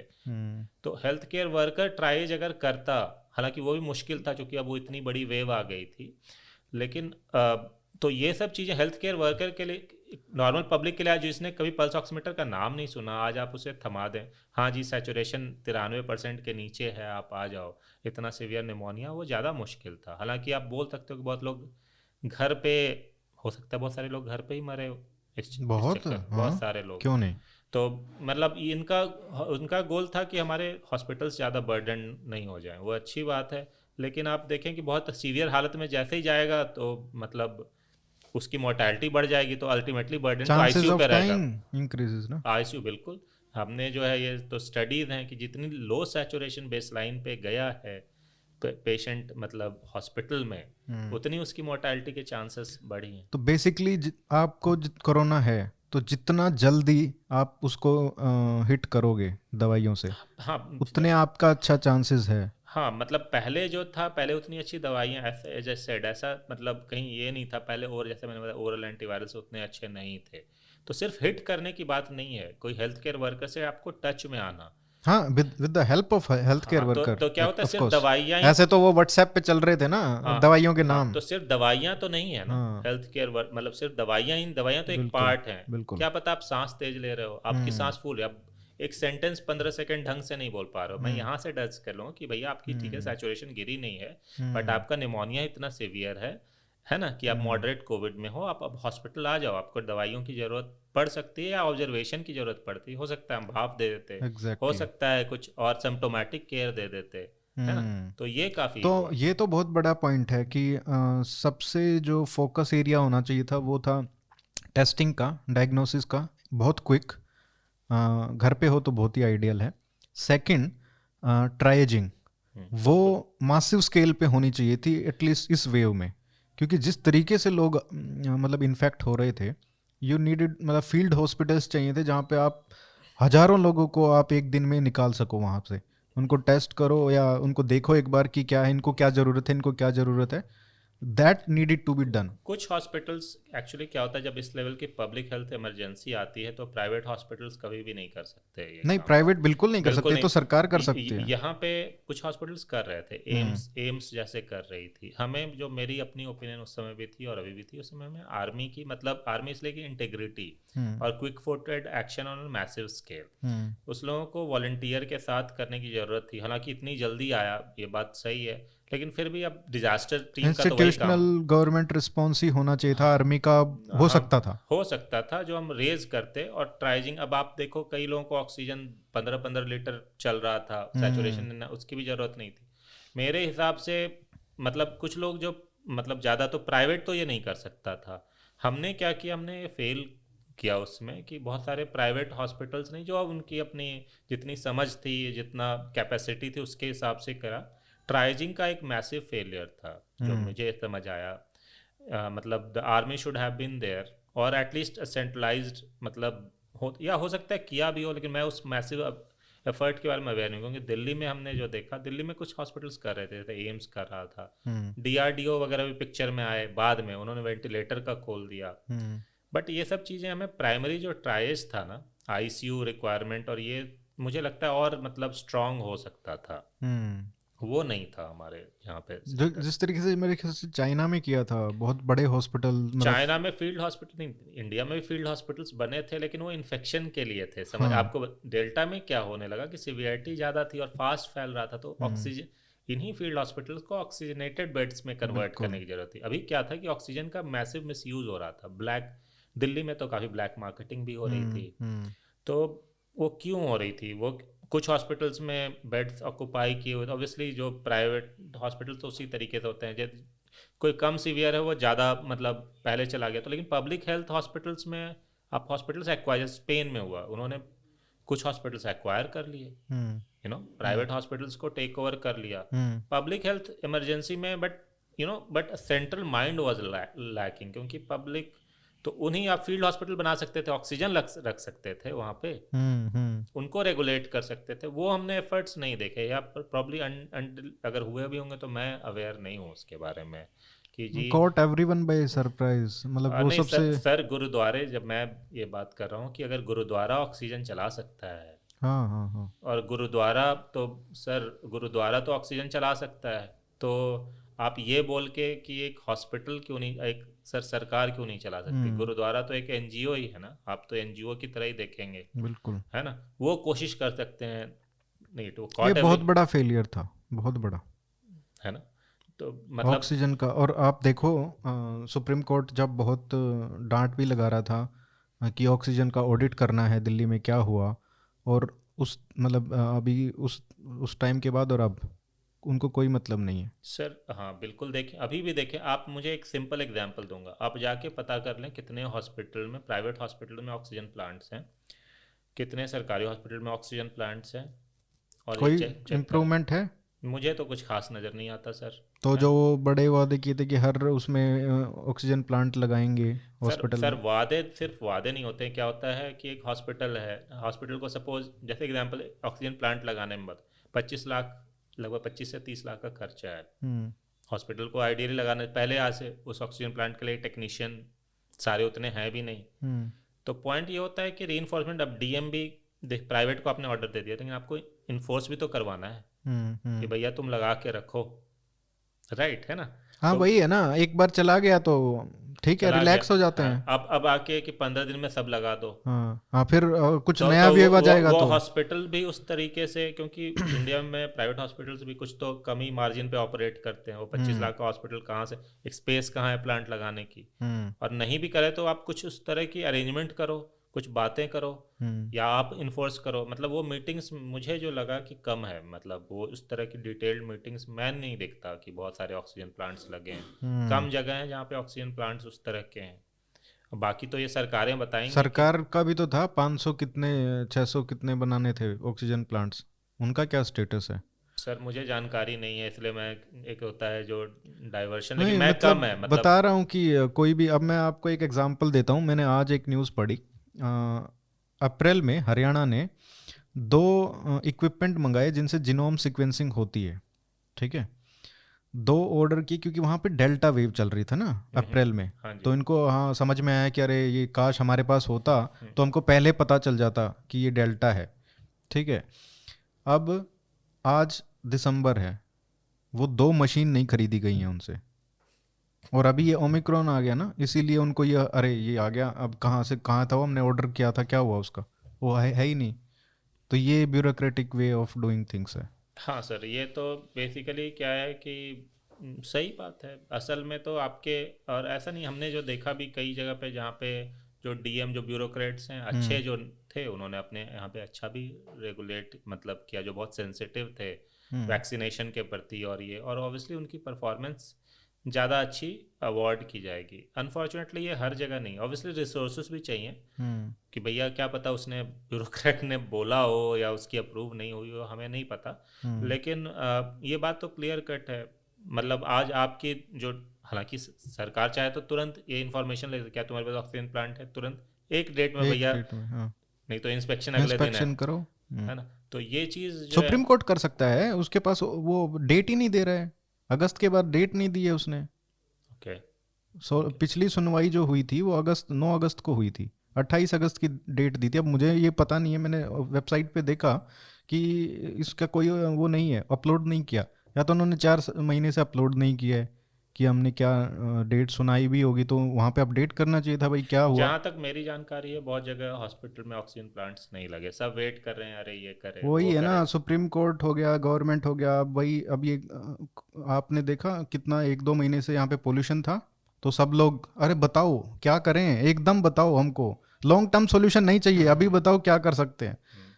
अभी पूरे 7-8 महीने जाएंगे ना, अभी हाँ कोई किसी को फर्क नहीं पड़ने वाला है, क्योंकि अब कम हो गया है, हाँ। पोल्यूशन खत्म हो गया है तो भाई मिराक्युलसली। एक तो खैर पब्लिक में भी कल्चर नहीं है, एक तो सरकार को प्रिपरेशन करनी पड़ेगी। टैक्स आखिर आप क्यों देते हो? या तो आप ही का इन्फोर्समेंट ही करो, जैसे जो कोई नहीं करना चाहता प्लेयर, तो आप इन्फोर्स करो।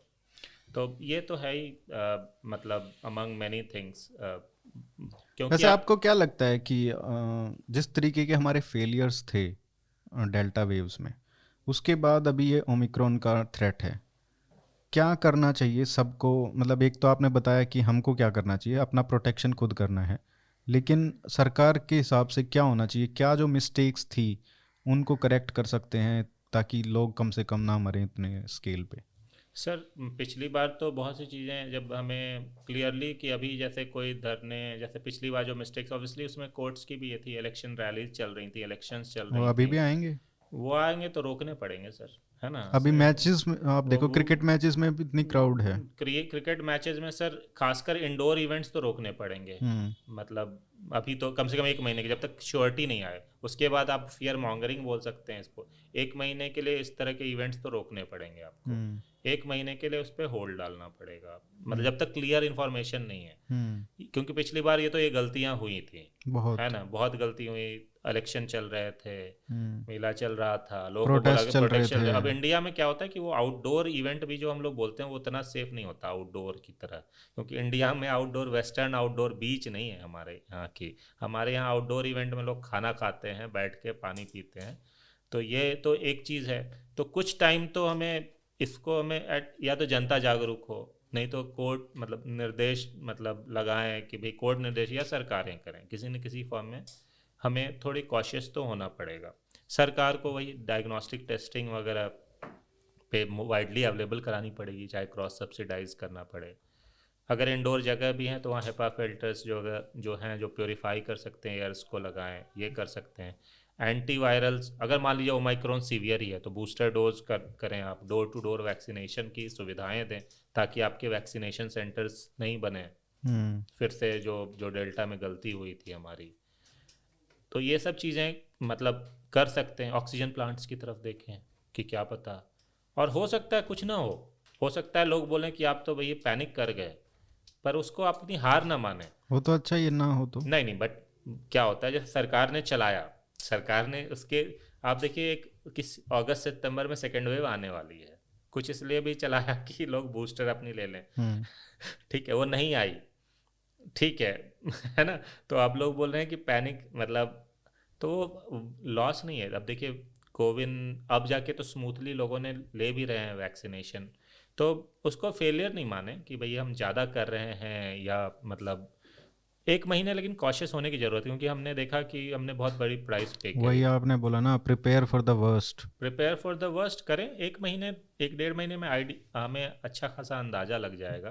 और क्लियर कट है कि जब तक स्टेरलाइजिंग इम्यूनिटी का कोई वैक्सीन, नेजल वैक्सीन या इस तरह की चीज़ें नहीं आएंगी, तब तक सर म्यूटेंट्स या पूरे विश्व में अच्छी तरीके से वैक्सीन नहीं लगेगी, तब तक ये म्यूटेंट्स का खतरा बना रहेगा। आपको कितना मतलब ये एक तो क्यों दिक्कत क्या है कि स्टेरलाइजिंग वैक्सीन बन नहीं रही है? नहीं, कोशिश इतना तो करें टाइम। सर, ट्रायल में टाइम लगता है। अब अगेन जो है ट्रायल्स में टाइम लगता है। अब आप ये बोलें कि ट्रायल्स को फास्ट करें, तो इशू क्या होता है, जैसे ही आप ट्रायल्स को फास्ट सेफ्टी। करते हैं तो बहुत सारी चीज़ों में मुद्दे हो जाते हैं। अब क्या वो डेंजरस, क्योंकि ऐसा तो पहली बार नहीं हुई, बहुत कई वैक्सीन, जो पोलियो की फर्स्ट वैक्सीन थी उसमें रिस्क था। तो आप एक नॉर्मल इंसान को एक वैक्सीन लगा रहे हैं तो उसमें ये और इतने कैसे, मासिव स्केल पे लगानी है। आप ये देखिए कोवैक्सीन का देखें, कोवैक्सीन एक अच्छी वैक्सीन है। सरकार ने डिसाइड किया कि जी हमने जो launch of emergency use authorisation देने का था, तो उन्होंने बोला कि हम जो है उसको मतलब चूंकि वेरिएंट आ रहा है उसमें अल्फ़ा वेव ब्रिटेन में था, तो हम इसके लिए लॉन्च कर रहे हैं। उसके बाद मिसकम्युनिकेशन हुई। 15 जनवरी 16 जनवरी को आपने कोवैक्सीन भी बड़े इंस्टीट्यूट्स में चला दिया। बहुत सारे डॉक्टर्स ने कोवैक्सीन नहीं ली। बड़े बड़ी जगहों पे, एम्स में उन्होंने जब फर्स्ट जो है उसका ये हुआ, मार्च 1 या 2 मार्च के आसपास जो फर्स्ट इंटरिम एनालिसिस आया, उस समय ली। और जब मोदी जी, जब सारे पॉलिटिशियंस ली, जब उनके पास भी डेटा था, उनके पास डेटा आ गया। तो देखिए कोई भी चीज़ ना एक डेमोक्रेसी में, खासकर जब आप नॉन ट्रांसपेरेंट में, तो एक अच्छी खासी वैक्सीन पे आपने क्यों बात उठने दी? आप ये देखने का लॉजिक देखें। अब इसको कई लोग उससे पॉलिटिक्स से जोड़ के देख रहे हैं कि भैया तुम उस पर तो ये उंगली उठा रहे थे, बट मेरे हिसाब से एक ड्यू प्रोसेस जब आप फॉलो करते हो ना, तो आप भी क्लियर होते हो कि आप पे कोई उंगली नहीं उठा। फर्स्ट इंटरिम एनालिसिस के बाद आप कर लेते। यही चीज़ रशिया में हुई। रशिया में सर, या चाइना में, चाइना तो चलो चाइना के बारे में बहुत सारी इन्फॉर्मेशन भी मिलती है, रशिया में बहुत ही पुअर वैक्सीनेशन स्टेटस क्यों है सर? स्पुतनिक जब आपने लॉन्च की तो आपने ट्रायल्स के बिना ही, जैसे पुतिन साहब ने अपना ट्रायल अपने ऊपर कर लिया, तो आपने वो लॉन्च की, तो उससे क्या होता है, पब्लिक में बहुत सारे लोगों को मौका मिलता है न्यूज़ चलाने का। और सही बात भी है, फिर मौका क्या मिलता है, आपकी गलती भी है इसीलिए मौका मिला। आपने एक अच्छी खासी वैक्सीन है जो इनएक्टिवेटेड वैक्सीन है रिलेटिवली सेफ वैक्सीन। अब हम देख रहे हैं कि भाई फाइज़र के मायोकार्डाइटिस होते हैं यंग लोगों में, एस्ट्राजेनेका में यंग लोगों में थोड़ा क्लॉटिंग होती है। और हालांकि कोवैक्सीन से इतना किया है, लेकिन उतना तो डेटा बोल सकते हैं आपके इंडिया में उतना डेटा नहीं है, उतनी हमारी सर्विलेंस अच्छी नहीं है। लेकिन ऐसा सुना भी नहीं ऐसा है। सुना भी नहीं। और in general inactivated vaccine safe होते हैं इन जनरल, क्योंकि चाइना में भी हो रहा है, चाइना की वैक्सीन वो बाहर भी ले जा रही हैं। तो inactivated as a platform safe है और वाइडली यूज है, तो बहुत अच्छा एक ऑप्शन था। तो बट आपने मेरे हिसाब से ज़बरदस्ती की ये डाउट क्रिएट थी। 2 महीने की तो रश थी, अल्टीमेटली आपने ली। हालांकि मोदी जी ने लिया तो फिर सब लोगों में विश्वास क्रिएट हुआ, फिर लोगों ने लेनी शुरू करी। तो एक जब क्लिनिक वैक्सीन जैसी चीज़, ऐसे भी बहुत वैक्सीन के प्रति आपको अगर ध्यान हो, इंडिया में जो है क्लिनिकल ट्रायल्स बंद 2013 में इसलिए हुए थे कि HPV जो वैक्सीन है जो विश्व भर में यूज़ होती है, जो सर्वाइकल कैंसर बचाने के लिए, उसमें कुछ मोर्टैलिटी हो गई थी। उसमें जो ट्रायल एजेंसीज ने ढंग से, मतलब होता है ना कि आपने गलती नहीं भी की है तो भी डर के, या पूरा डेटा डिस्क्लोज नहीं किया, आपने प्रॉपर कंसेंट नहीं ली, तो वैक्सीन तो ऐसे ही एक कंट्रोवर्शियल मुद्दा है। उस चीज़ को आप प्रॉपर तरीके से करें, उस चीज़ को ऑर्गेनाइज फैशन से करें, उसमें कॉर्नर्स नहीं काटें और प्रॉपरली लॉन्च करें तरीके से। तो ये कोवैक्सीन एग्जांपल देता हूँ मैं, कोवैक्सीन के बारे में अननेसेसरी कंट्रोवर्सी क्रिएट हुई जो हमारी जल्दीबाजी से क्रिएट हुई। इसकी कोई ज़रूरत नहीं थी। इमरजेंसी यूज ऑथराइजेशन पहला इंटरिम एनालिसिस के बाद ले लेते। जब मोदी जी ने वैक्सीन लिया, सारे पॉलिटिशियंस ने ली, उसके पहले करने की क्या जरूरत थी? उस कारण से अननेसेसरी, इस कारण से WHO भी स्क्रूटनी ज़्यादा हुई काफ़ी उनकी। वो भी टाइम लगा, लेकिन उन्होंने देखो आप वो चाइना का तो कर लिया, चाइना का कर लिया। अब आप इसमें ये बोल सकते हैं स्क्रूटनी उतना नहीं था उनका। हाँ ये बात हो सकती है, लेकिन हमें 2-3 चीज़ें हैं। देखिए मैं जो मानता हूँ, एक तो चाइना हमसे कुछ चीज़ों में तो बहुत एडवांस्ड है, एक तो अथॉरिटेरियन सोसाइटी है, बट इन जनरल खासकर 15-20 सालों में बहुत प्रोग्रेस की है उसने। अब मुझे ये नहीं पता कि उन्होंने इनएक्टिवेटेड वैक्सीन पे कितना डेटा दिया नहीं दिया, मतलब ऐसा सच है ना, मतलब ट्रायल्स उनके देखने लायक भी नहीं है। इन द सेंस मैं बता रहा हूँ, जैसे अभी आप नाम ही देख लो ना, ओमिक्रॉन, ये क्या है? ये न्यू वेरिएंट होना चाहिए था ना, है ना? नाम तो इसका न्यू होना चाहिए था। वो तो क्लियर ही है। और उसके बाद शी आता, नहीं वो तो शी जिनपिंग का नाम है इसलिए उन्होंने नहीं रखा, स्किप कर दिए दोनों। नहीं, यहाँ पे 2 मुद्दे हैं। एक है कि WHO आइडियली तो कोविड का नाम भी चाइना के किसी प्रांत या दोस्त के आधार पर, एक तो क्लियर कट मतलब है कि ये बायस है, ऑब्वियसली वो है भी, क्योंकि पावर इन्फ्लुएंस है, क्योंकि उनकी पावर इन्फ्लुएंस है। ठीक है। दूसरा है चाइना के, लेकिन हम यहाँ पे स्पेसिफिक एक इशू पे बात करें, जो वैक्सीन ट्रायल, चाइना के वैक्सीन ट्रायल्स बाहर में हुए थे, बहरीन, UAE वगैरह में, है ना। तो उस सेंस में चाइना को ये एडवांटेज, क्योंकि चाइना में तो कोविड हो नहीं रहा था उस समय, है ना। तो उन्होंने मतलब दूसरी कंट्रीज से किया, तो दूसरी कंट्रीज के लोगों ने उनके रेगुलेटरी एजेंसीज ने ऑथराइज और वैसे भी उनका डेटा का मतलब इफेक्टिवनेस उतना था भी नहीं ना। और इफेक्टिवनेस इनएक्टिवेटेड वैक्सीन नहीं, देखिए 50% था, लेकिन हम तो देख रहे हैं डेल्टा वेरिएंट के खिलाफ तो जो रेट्रोस्पेक्टिव फाइजर का भी डेटा 1 डोज का कम ही है, 60-70%। मैं जो मानता हूँ इवन चाइना की वैक्सीन जो इनएक्टिवेटेड वैक्सीन है मोर्टैलिटी वगैरह से तो बचाएंगी, क्योंकि मैंने सर जिन लोगों का इलाज किया, मैंने कोवैक्सीन 90-90+ इंडिविजुअल्स का भी इलाज किया है। अच्छा। और मैं खुद ही घबराया हुआ था कि विल ही सर्वाइव और not, but I have watched कि जो वैक्सीनेटेड लोग शायद हॉस्पिटलाइज हो जाएं, हॉस्पिटलाइज होते हैं, बट मतलब डेथ्स जो हैं खासकर यंग लोगों में, या मतलब थोड़ा तो फ़र्क तो है ही, डेफिनेटली फ़र्क है उस पर डेथ्स वगैरह पे। तो चाहे आपने कोई भी वैक्सीन ली हो, अनवैक्सीनेटेड से तो बहुत ही अच्छे हैं, है ना।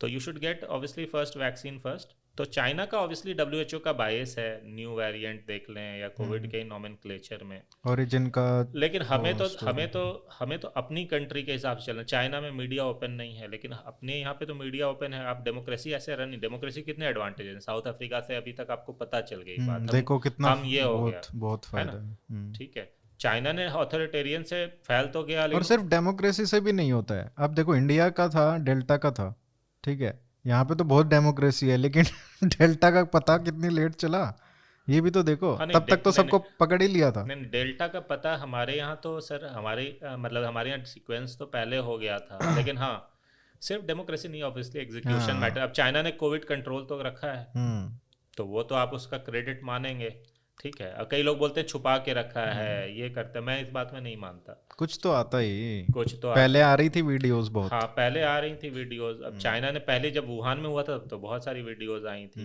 है ना। ठीक है, मान लो उन्होंने 4 टाइम्स ओवर रिपोर्ट किया, 5 टाइम्स ओवर रिपोर्ट किया, बट ऐसा नहीं हो सकता कि सोसाइटी मेजर फ्लक्स में हो और उसके इंडस्ट्रियल इंडिसेस वगैरह ठीक चल रहे हो, मैन्युफैक्चरिंग ठीक चल रही हो। चाइना जीरो कोविड, अब आप बोलते हैं चाइना उतना भी अमेरिका जितना अमीर कंट्री नहीं है। फिर से पब्लिक हेल्थ कल्चर की बात पे आता हूँ कि अमेरिका इतना अमीर कंट्री नहीं है, तो उन्होंने क्या ऐसा किया, तो उनके वहाँ पे था सार्स 2003 की मेमोरीज थी उनके पास। आप देखें, जब पहले भी, जब सार्स के बाद भी जो बैठ के उसमें डिटेक्ट हुए, तो मैं जब उनके जो पीएचडी थी, जो बाद में पता चला कि शायद वो वुहान के लैब में एक्सपेरिमेंट्स कर रहे हो, तो उस समय भी स्टीरॉइड्स और एंटी कोगुलेशन के प्रोटोकॉल सब हमने पढ़े, तो वो दे रहे थे। हमारे यहाँ तो ये पता ही बात चली, हमारे यहाँ तो मई में हमें देखिए यार एंटी कोगुलेशन भी इफेक्टिव होता है, मतलब बट वहाँ पे एक कल्चर था, और इसी कारण से शायद चाइना ने सप्रेस भी किया, इतनी बड़ी कंट्री होने के बावजूद। मतलब वुहान को उन्होंने लॉक कर दिया। इंडिया में लॉक अगर करने की बात होती तो आप, एक तो लॉक नहीं हो पाता, आप पूरे स्टेट को लॉक करने, उसमें 1-2 महीने और इफेक्टिवली लॉक नहीं हो पाता। वो तो हमने देखा ही, जो हमारे सोसाइटी का जो फेलियर था वो मतलब चरम पर देखा। जब लॉकडाउन हुआ, कैसे लोग हॉस्पिटल्स में डॉक्टर्स को ट्रीट कर रहे थे, या किस तरीके से भाग रहे थे, या मतलब मतलब छुप छुप के कहीं जा रहे हैं, सर तो बहुत वायलेशन हुआ है। एक्चुअली क्या हुआ कि सर हमने जो है एक चाइना टाइप का, क्योंकि उसमें हमारे पास सक्सेसफुल मॉडल चाइना का ही था, कि हमने WHO की जब टीम गई तो उन्होंने फील्ड हॉस्पिटल्स का आइडिया दिया, लेकिन फील्ड हॉस्पिटल्स में ये भी साथ में बोला कि 10 दिन, याद है पहले था कि 2 PCR नेगेटिव होने पे ये होगा, और फील्ड हॉस्पिटल्स में 10 दिन तक कम से कम पेशेंट को या 2 PCR नेगेटिव है, तो ऑब्वियसली उतनी नॉलेज भी नहीं था, और वो सक्सेसफुल मॉडल हमारे सामने चाइना का ही था जिसने सप्रेस कर दिया कोविड को, राइट। हमने वो चीज़ डेमोक्रेटिक सोसाइटी में इम्पोज करने की कोशिश की। हमारी सोसाइटी ना रिसोर्सेज थे और ना लेती थे, हमें भी लग रहा था, मुझे लग रहा था कि शायद कंट्रोल, इसी उम्मीद पे किया गया ना। जून में हमें अंदाज़ा हो गया, जून 5-6 के आसपास, जब दिल्ली में खासकर आपने देखा, जब अमित शाह, केजरीवाल, इन सब की मीटिंग हुई कि no this, we got to live with it. I think लगभग 5-6-7 जून, मिड जून में हमारे सोसाइटी में आ गया कि no, this is not going away. अच्छा, बॉम्बे में तो पहले भी कभी लॉकडाउन ढंग से हो ही नहीं पाया था, बॉम्बे में तो सबसे पहले थ्रू तो एंड थ्रू वहीं स्लम्स को पर। हिट किया था। हाँ, ये भी खैर बोलने का कि स्लम्स ने सेकेंड वेव को, जैसे कई लोग बोल रहे कि स्लम्स ने सेकेंड वेव में, जो डेल्टा में स्लम्स को उतनी बुरी तरीके से हिट नहीं किया।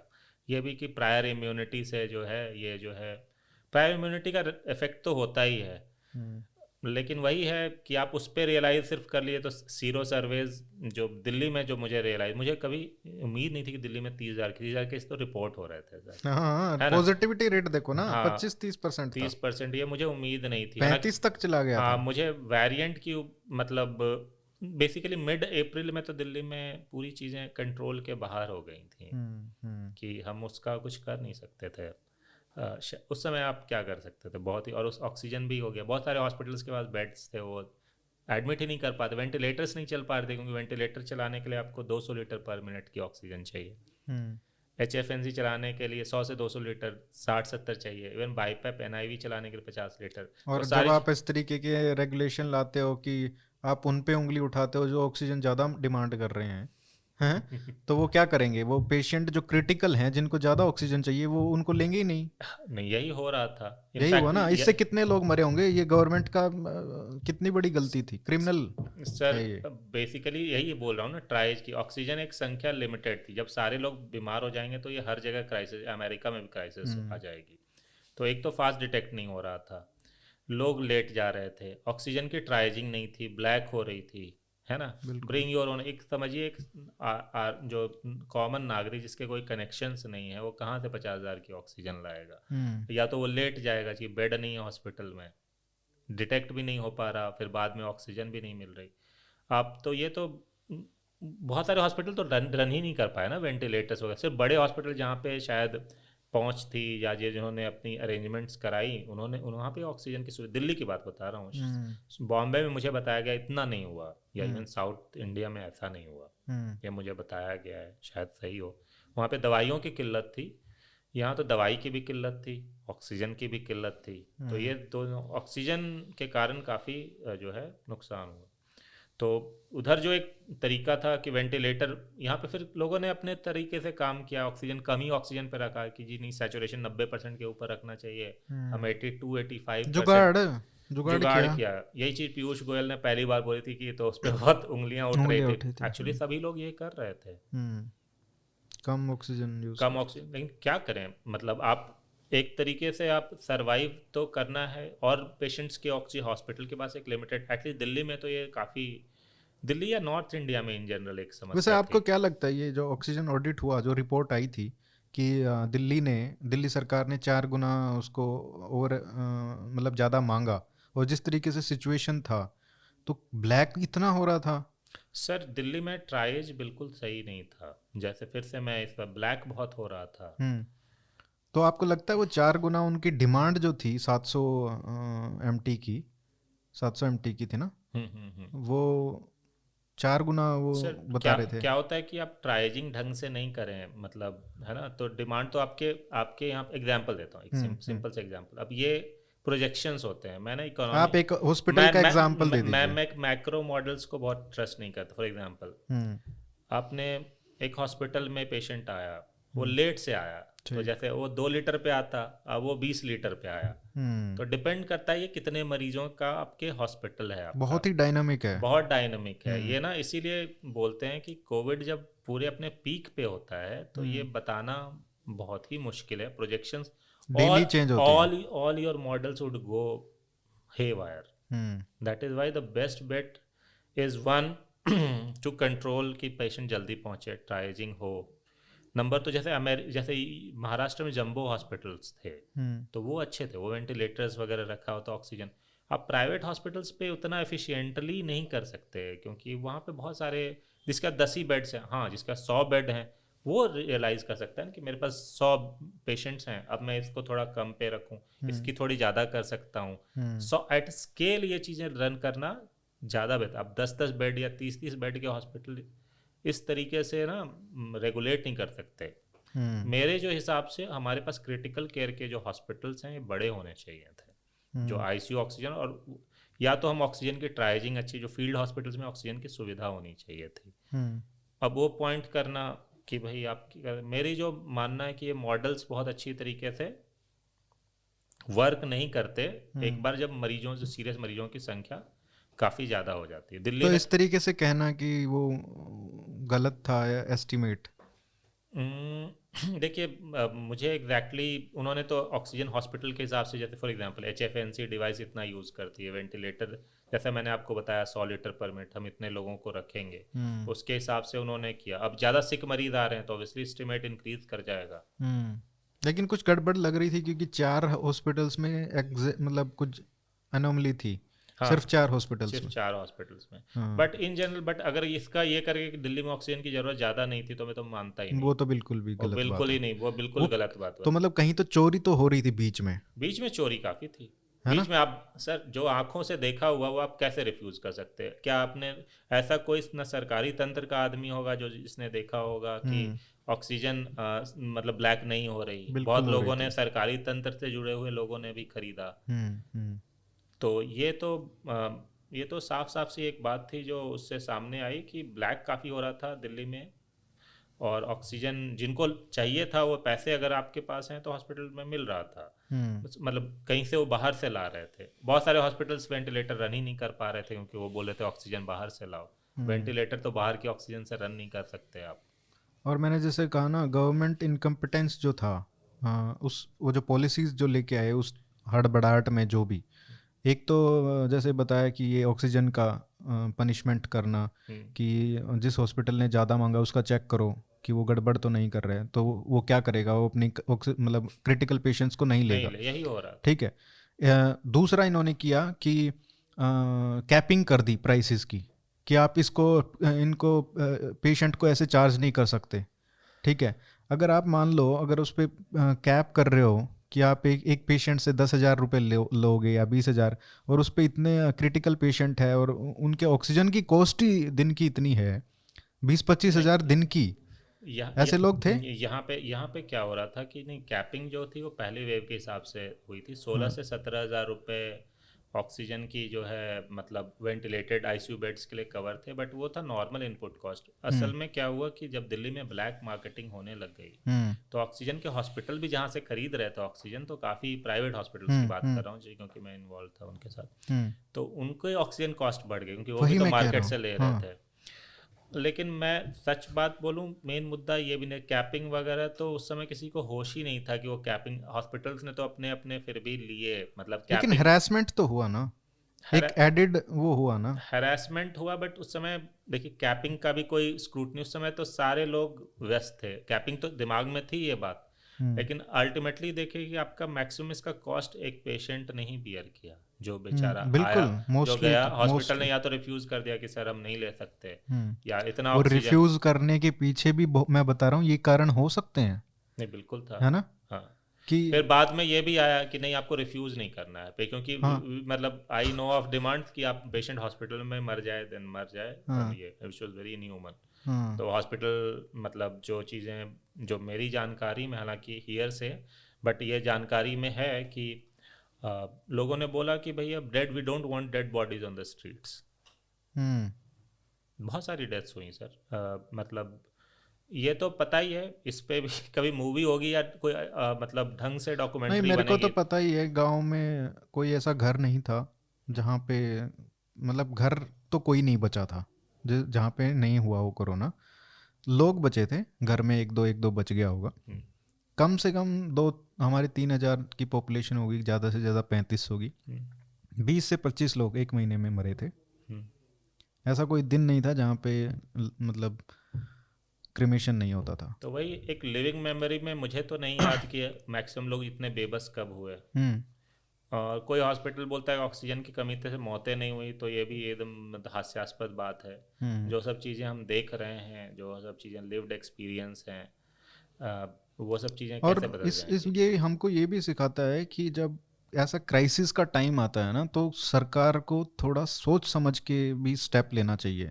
मतलब ऐसे नहीं मतलब बहुत ही इनसेंसिटिव तरीके से पॉलिसी फ्रेम करना, कि पनिशिंग जो तरीके से, कि आप सरकार उस पे लैश आउट कर रहे हो प्राइवेट हॉस्पिटल्स पे, या उनको मुझ- वो इंसेंटिवाइज करती हैं, वो आप मुझे अच्छा करना चाह रहे हो लेकिन वो गलत तरीके से मुझे जाती हैं। फिर से मैं यही बोल रहा हूँ कि बॉम्बे वगैरह ने इसको जो है एटलीस्ट नॉर्थ इंडिया के दिल्ली वगैरह से शायद ज़्यादा, मे बी उनके एडमिनिस्ट्रेटर्स अच्छे थे, आई डोंट नो। सब लोग यही बोल रहे थे कि दिल्ली में ऐसे कैसे हुआ, क्योंकि आपका मुंबई में उतने ही केसेस आ रहे थे, दिल्ली में उतने ही हैं, पॉपुलेशन सेम है, सब डेंसिटी सेम है, क्या दिक्कत है? मुंबई में 1 डेढ़ महीने पहले से शुरू था, तो दिल्ली में क्या हुआ, the surge was very very very very sudden, quick. Very quick, but still doesn't explain. आप जब दिल्ली था तो मतलब यहाँ पे भी एक्सपेक्टेशंस तो थी।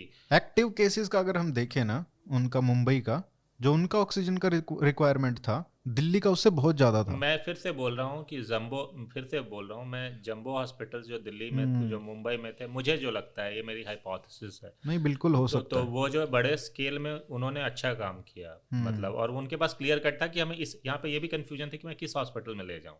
हम्म सर तो बॉम्बे में तो जम्बो हॉस्पिटल्स आप वहाँ पे लेके चले गए जहाँ पे काफ़ी वेंटिलेटेड बेड्स थे, ऑक्सीजनेशन हो रही है। यहाँ पे उस तरह के और बेड्स आप नहीं। शायद वेट भी ना हाँ करते हो हाँ कि आप हाँ क्रिटिकल हो जाएं हाँ दब हाँ जाएं, हाँ, और है ना। अब फील्ड हॉस्पिटल्स ऑक्सीजन वाले नहीं थे। तो बॉम्बे में उस सेंस में उन्होंने, खासकर मैं एडमिनिस्ट्रेशन, सारे लोगों को क्रेडिट आई थिंक देना पड़ेगा, कि उन्होंने ये काम किया। दिल्ली में तो ये चीज़ें नहीं थी। दिल्ली में तो हम लोग एक्टिविस्ट करें कि भाई जब गुरुद्वारा ऑक्सीजन दे सकता है सर, तो मतलब आप उस तरह के फील्ड हॉस्पिटल क्यों नहीं बना सकते। मतलब ये भी चीज़ एक सोचने का मतलब ये है। कभी कभी ऐसा फील हो रहा और वो था। आसान भी तो होता ना, मान लो आप ट्रांसपोर्ट करके आप एक एक हॉस्पिटल में पहुंचा रहे हो, अगर आप मान लो ट्रांसपोर्ट करके आप एक बाहर बना देते एयरपोर्ट के पास या नहीं, उन्होंने बनाया, रेलवे स्टेशन के पास। डीआरडीओ ने बनाया, डीआरडीओ ने फाइनली बनाया, तो वेंटिलेटर वो देर हो गई, मतलब बहुत जो बहुत जो लगभग लेट। थर्ड वीक ऑफ, तो वी आर अ बिट जो स्केल अप जो करना जो पार्ट था ना। मुंबई में शायद जंबो हॉस्पिटल्स बंद नहीं हुए थे, शायद ऐसा था कि कुछ कुछ केसेस आ रहे थे, लोग जैसे उसका पोटेंशियल, आई हाँ am sorry if I may be मतलब रॉन्ग, बट जो मेरी अपनी की बंद टोटली नहीं हुए थे वहाँ पे हाँ, कुछ ये लोग। बात सही है। यहाँ पे जैसे दिल्ली में जो था ना, वहाँ पे बंद हो गया था एकदम, कोई नहीं आता था। हाँ और वहाँ पे क्या है कि फरवरी से जनवरी से केस बढ़ना शुरू हो बढ़ना गए थे। शुरू हुए तो एक हम्म। एक सर्टेन मोड में चलता हम्म। रहा। हम्म। तो एक ये भी कारण मतलब हो सकता है अमंग मैनी। अ, अभी कितना हो गया, 1 घंटा 14 मिनट, तो वैसे और भी बातें डिस्कस करनी थी। एक लास्ट सवाल छोटा सा, क्योंकि आपने ट्वीट किया था मोनोक्लोनल एंटीबॉडीज़, आपने कहा कि ये ओमिक्रॉन पे काम नहीं करेगी, नहीं करेगी, तो इसमें क्या डिफरेंस है कि ये कहने का कि ना करे, और मतलब उसका क्या सॉल्यूशन होगा? सर एक है कि मोनो ओमिक्रॉन में बड़े सारे म्यूटेंट मतलब म्यूटेशंस हैं। हम्म। मोनोक्लोनल एंटीबॉडी वो वायरस के टारगेट्स उस म्यूटेशन के प्रति टारगेट्स के प्रति वर्क करती है। वो एंटीबॉडी जाके चिपक जाती है उस वायरस जब हमारे शरीर में घुसता है, हम्म। और वो आपकी बॉडी को इन्फेक्ट नहीं होने देगी, हम्म। मतलब वो सेल्स को। अब अच्छा। वो जब म्यूटेटेड टारगेट होगा तो वो एंटीबॉडी उससे चिपक नहीं पाएगी ओके। ढंग से। अब जो है नई डेटा आ रहा है, ये सब लैब डेटा है। आइडियली क्या होता है कि एक लैब डेटा को क्लिनिकल ट्रायल में हम लोग वेरीफाई करते हैं। हम्म। अब उतना टाइम तो है नहीं। ये आप देखिएगा कि कोविड में पहले जनरेशन में क्लिनिकल ट्रायल्स हुए थे, अब जो है शायद नहीं हो पाए उतने, ठीक है है। ना। उसका रीज़न क्योंकि जल्दी जल्दी करना पड़ेगा। तो अभी जो लैब डेटा में जो इमर्ज किया है वो था कि मतलब इतनी सक्सेसफुल, खासकर जो रेजेनरॉन है या लिली और एक दो एंटीबॉडीज है नहीं है, ग्लैक्सो वाली सॉटोविमैब है वो शायद कामयाब है, एस्ट्राजेनेका का पॉलीक्लोनल हम्म। ये बेहतर है। ये तो मोनोक्लोनल और पॉलीक्लोनल में क्या अंतर होता पॉलीक्लोनल है? है मतलब कि बड़े सारे, मोनोक्लोनल एक खास टारगेट के प्रति एक सेल प्रोड्यूस कर रहा है, पॉलीक्लोनल जब मल्टीपल एंटीबॉडीज का पूल होता है। ठीक है। अच्छा। तो ये जो है एंटीबॉडी शायद उतनी मतलब काम नहीं की, तो एक चांस है। बट आप मैं जो मुझे पर्सनली लगता है अमेरिका की तरह हम एंटीबॉडी मोनोक्लोनल एंटीबॉडी रन नहीं कर पाएंगे। अच्छा। उससे बहुत अच्छी चांसेस आप बूस्टर ले लो, 3 दिन में आपकी मोनोक्लोनल एंटीबॉडी खुद ही बनना जो जो कम से कम प्रिवेंशन। 3 महीने तक रहेगी। जो हाँ। आप 600 रुपये में 500 रुपये में वो काम कर सकते हो, अगर सरकारें काम कर सकती हैं तो कि वो भाई आपने 70,000 मोनोक्लोनल 60,000। एंटीबॉडी करा ली, वो 60,000। और 60,000 सरकार हमारे देखिए फ्लोरिडा में उन्होंने कोशिश की, हम्म। दे सैंटिस्ट ने, हम्म। कि जी वैक्सीन नहीं लेना, क्योंकि देवर हाँ हाँ हाँ। देवर उन्होंने एक अपने वोटर बेस या जो भी वहाँ पे है कि भाई वैक्सीन नहीं लेना। हम्म। उसने जी मोनोक्लोनल एंटीबॉडी एम्बुलेंस से डिलीवर करा दी, ड्राइव थ्रू करवा दी, हम्म। जी कार में ले लो।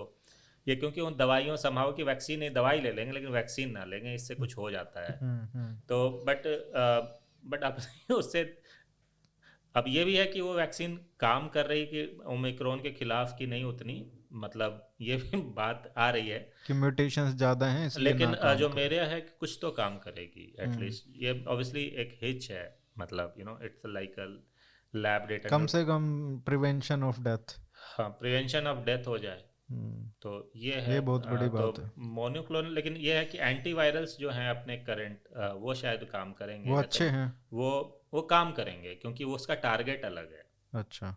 जो एंटीवायरल है उसका मोनोक्लोनल एंटीबॉडी तो वो पॉलीमरेज और रेप्लिकेशन को प्रिवेंट करते हैं। तो अच्छा। मॉलनुपिराविर हमारे पास ऑलरेडी कैपेसिटी है, हालांकि उसमें भी आया उतनी अच्छी एफिकेसी नहीं है, लेकिन 30% आपके हॉस्पिटलाइजेशन के चांसेस कम कर देता है। अच्छा। 30% तो चांसेस।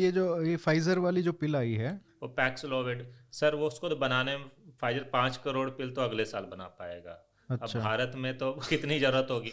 मॉलनुपिराविर की कैपेसिटी है क्योंकि अच्छा। 7-8 कंपनियों के पास लाइसेंस है। ऑलरेडी है। तो ये चीज़ जो रोल आउट कर सकते हैं हम। अच्छा। ठीक है, तो इस पे फोकस करना कुछ चाहिए। फोकस कर सकते हैं। रेमडेसिविर अब नहीं है उतना, लेकिन बेसिकली आप लंबे उसके एक ट्रायल आया जिसमें उन्होंने आउट पेशेंट्स में दिया, मतलब इंजेक्शन जो है जल्दी बाहर ही दिया अच्छा। पेशेंट्स को। पाइन ट्री ट्रायल है, अच्छा। तो उसमें हॉस्पिटलाइजेशंस काफ़ी कम हुए ओके। उस ग्रुप में। लेकिन ऑब्वियसली इंजेक्शन देना हो तो मोनोक्लोनल एंटीबॉडी के साथ है, उसमें 2-3 इंजेक्शन देना है, तो वो थोड़ा मुश्किल है। तो मेनली तो हमारा जो फोकस रहेगा ओरल पिल्स पे, शायद मोलनुपिराविर, जो कम से कम फेविपिराविर, हाइड्रोक्सीक्लोरोक्विन, आइवरमेक्टिन जो पहले यूज़ होती थी, वो तो बड़े ट्रायल्स में they have come a cropper, वो उतनी इफेक्टिव नहीं है। मे भी बहुत वीक एंटीवायरल्स थे शुरू में, पहले दिन ले लिया शायद थोड़ा बहुत, तो कुछ खास एफिकेसी आई नहीं। हम वैसे यूज़ कर रहे थे एक फॉर इफेक्टिव पिल बनाने में मतलब हमको कितना टाइम लग सकता है अगेंस्ट दिस, कि एक। कोई भी वेरिएंट आ जाए ये पिल लो ठीक हो जाओगे? नहीं, वो डिपेंड करता है कि वो वेरिएंट किसके, जैसे मैंने बताया कि ये जो जो मार्कर्स हैं वो किसके खिलाफ एक्ट करता है, वेरिएंट में म्यूटेशन कहाँ आता है। स्पाइक अब प्रोटीन वो हो या स्पाइक प्रोटीन म्यूटेशन तो वैक्सीन उतना नहीं काम करे, मोनोक्लोनल एंटीबॉडी शायद उतना नहीं काम करे, लेकिन ये पिल काम करेगी। अब पिल का जो टारगेट है उसके प्रति म्यूटेशन आ गया तो फिर नया बना, क्योंकि ड्रग रेजिस्टेंस तो कॉमन है, राइट है ना। तो ये तो डिपेंड करता है कि एक इफेक्टिव पिल नहीं है आंसर। टीबी की 4 दवाइयां हम कंबाइन करके देते हैं। टीबी की पहले स्ट्रेप्टोमाइसिन आई थी 1950 में, उसके पहले टीबी, HIV का भी ऐसा ही कुछ है। HIV की 3 दवाइयां देते हैं, है ना। तो ये तो देखिए कॉम्बिनेशन थेरेपी यूज होगी।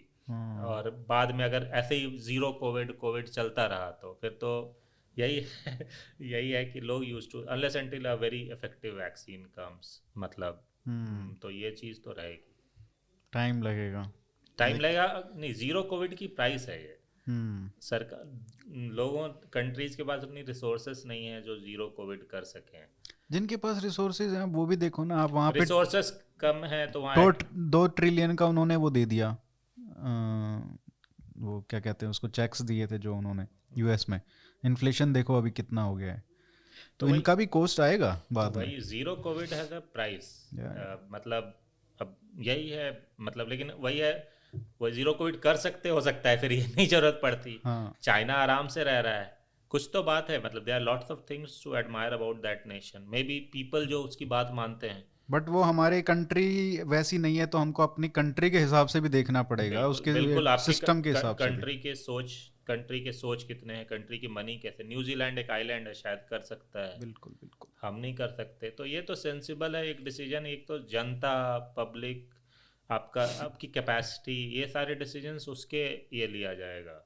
और जब तक अच्छी इफेक्टिव दवाई नहीं है, फॉर एग्जांपल HIV बताता हूँ, HIV से पहले बहुत लोग मरते थे 1990s में, US में बहुत लोग मर रहे थे। अब HIV की जितनी अच्छी दवाई आ गई है, लोग 30-35 साल जिंदा है। अच्छा, जो टेनोफिविर, जो current generation HIV is just like a chronic disease now. HIV फिर बहुत इतना इफेक्टिव है वो पिल? हाँ, टेनोफिविर कंट्रोल कर देता है, बहुत अच्छी दवाइयाँ हैं, डेल्टोग्राविल, एम्ट्रिसेडबिन, आराम से 15-20 साल। HIV की तो बहुत सर्वाइवल लंबी हो गई। HIV is no longer life threatening disease. तो मतलब ये बहुत ही एडवांस हुई। हेपेटाइटिस C एग्जाम्पल, पहले लोग मर जाते थे, अब हेपेटाइटिस C की पिल्स आ गई। क्वेश्चन है, can we hold the COVID at bay till that time? नहीं, इसका कारण वो कर सकते हैं, वो मुश्किल है, क्योंकि कोविड रेस्पिरेटरी वायरस है, R0 ये चिकन पॉक्स की तरफ फैल रहा है, जो नए वेरिएंट्स आ रहे हैं। तो ये बे पे होल्ड करना बड़ा मुश्किल है, वो सब क्रॉनिक, वो सब लंग से उसके से फैलती नहीं। तो ये मतलब सीजनल हो गया ना, अब साइकिल हो गई है, ये चल गई है कि हर साल कोई ना कोई। सर अगर अनकंट्रोल चलेगा तब तो ये सीजनल चलेगा, क्योंकि क्या होता है कि आप सीरियल लैब एक्सपेरिमेंट में जब सीरियल पसाज करते हैं तो 2 से 3 म्यूटेशन आने की संभावना रहती है, कम से कम फ्लू में तो यही होता है। अच्छा, तो अगर ये कहीं भी ग्रो कर रहा हो तो वो आपके देश में तो आ ही सकता है। तो इसीलिए कई लोग वैक्सीन इक्विटी की बात करते हैं, जो बिल्कुल सही है कि जी आपने बचा तो लिया एक बार, अगले वेव में आके आपकी बैंड बजा जाएगा। डेल्टा जो है वो गया, ठीक है, मान लीजिए इंडिया से अराइज हुआ है वो, अभी तो यूरोप की बैंड बजा रहा है ना। तो मतलब है ना, तो वो एक मतलब देखने का नज़रिया है, मतलब कि आप शॉर्ट टर्म में भी you might be happy, but then it will be lurking around the corner. Silver lining तो बताओ कुछ। सिल्वर मतलब कुछ होप दो कि लोगों को लग रहा है भाई कितने साल जिंदे, मतलब जिंदा रहेंगे ऐसे। नहीं, सिल्वर लाइनिंग है ना, सिल्वर लाइनिंग है कि नीजल हर वैक्सीन साल एक उससे भी खतरनाक आ रहा है, अपडेट हो रहा है वर्जन। नहीं, वर्जन अपडेट, ये इसमें सॉफ्टवेयर की तरह। नहीं, वर्जन अपडेट करने की बात आप देखें कि पहली बार मोर्टेलिटी, जो केस फैटेलिटी रेट था, हाँ, आप एक ही देश में, मैं बहुत सारे सिल्वर लाइनिंग्स देखने की बात है। पहली बात, केस फैटेलिटी रेट जब शुरू में आया था 4% के आसपास था, अब कितना है?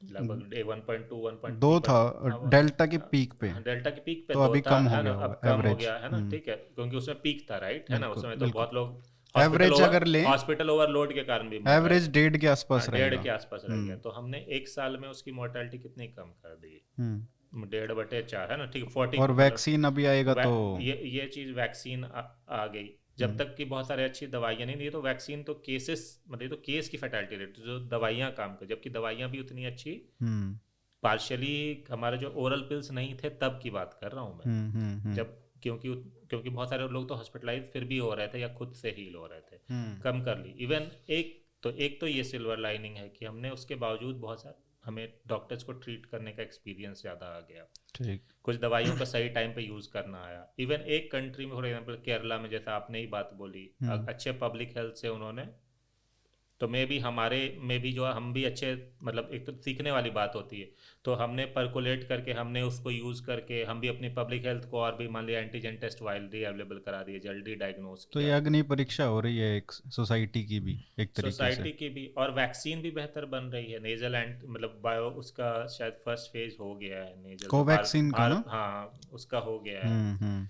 स्पुतनिक वगैरह तो अगले साल आने विल की दैट प्रिवेंट, और वो भी ऐसे ही होगा कि डेथ प्रिवेंट करेगा, वो नहीं नहीं करे? नहीं, उसका चांस है, क्योंकि म्यूकोजल इम्यूनिटी, क्योंकि कोविड घुसता तो आपके नाक से ही है ना, हाँ। तो नेजल वैक्सीन का चांस है कि मतलब वो इन्फेक्शन से भी प्रिवेंट करेगा थोड़ा। अच्छा। इन्फेक्शन तो सर कोवैक्सीन के भी ट्रायल में आया कि प्रिवेंट करता है, या मॉडर्ना के ट्रायल में भी प्रिवेंट करता है। अच्छा। लेकिन क्या होता है, ज़्यादा अग्रेसिव वेरिएंट, क्योंकि ये तो लंग्स में और बॉडी की इम्यूनिटी है ना, हाँ। हमें तो चाहिए जो IgA mucosal cell immunity, okay. तो वो चांस ज़्यादा है कि प्रिवेंट करने का।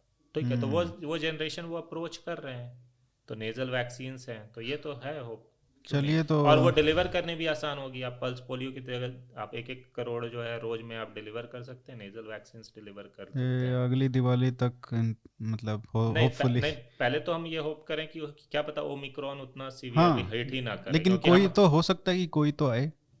हाँ हो सकता है, जब तक ढंग से बाहर की कंट्रीज इम्यूनाइज नहीं होंगी होंगी, हम्म। क्योंकि वेरिएंट तो कहीं से भी बन सकता है ना। बिल्कुल, और हम ये सोच के, मैं यही कह रहा हूँ कि हम ये सोच के नहीं बैठ सकते कि अब तो खत्म हो गया यार, अब हम नहीं आ सकता। नहीं नहीं, ये सोच के तो नहीं बैठ नहीं, सकते, इसलिए प्रिपेयरिंग फॉर द वर्स्ट, उसके लिए कह रहा हूँ कि हाँ नेजल वैक्सीन भी बनाना पड़ेगा, एंड वी शुड टारगेट कि अगली दिवाली तक सबको दे भी दें। हाँ, सबको दे भी दे, और बहुत सारे देशों में मिले, ऐसा नहीं है, क्योंकि ये बिल्कुल। ये तो एक वेस्टर्न कंट्री, इनफैक्ट इंडिया इस सेंस में अच्छा, एक सही में ह्यूमैनिटेरियन अगर आप ढंग से देखें तो इंडिया की तो बहुत अच्छी एक जो प्रवृत्ति हमारी निकली है कि हमने कोशिश की अपनी, जितने अपने बहुत सारे विदेशी ताकतों की आप देखें तो वो तो अपनी होर्डिंग और वैक्सीन इतनी बिल्कुल। की है, हमने फिर भी कोशिश की, अल्टीमेटली हमसे भी नहीं हो पाया, हम डेल्टा वेव में अब जाके हमने फिर से रिलीज करने की कोशिश की है, हम्म। बट बहुत सारे देशों ने तो रिलीज ही नहीं की, और अब वो डायरेक्ट उन्हीं का आउटकम वो देख रहे हैं।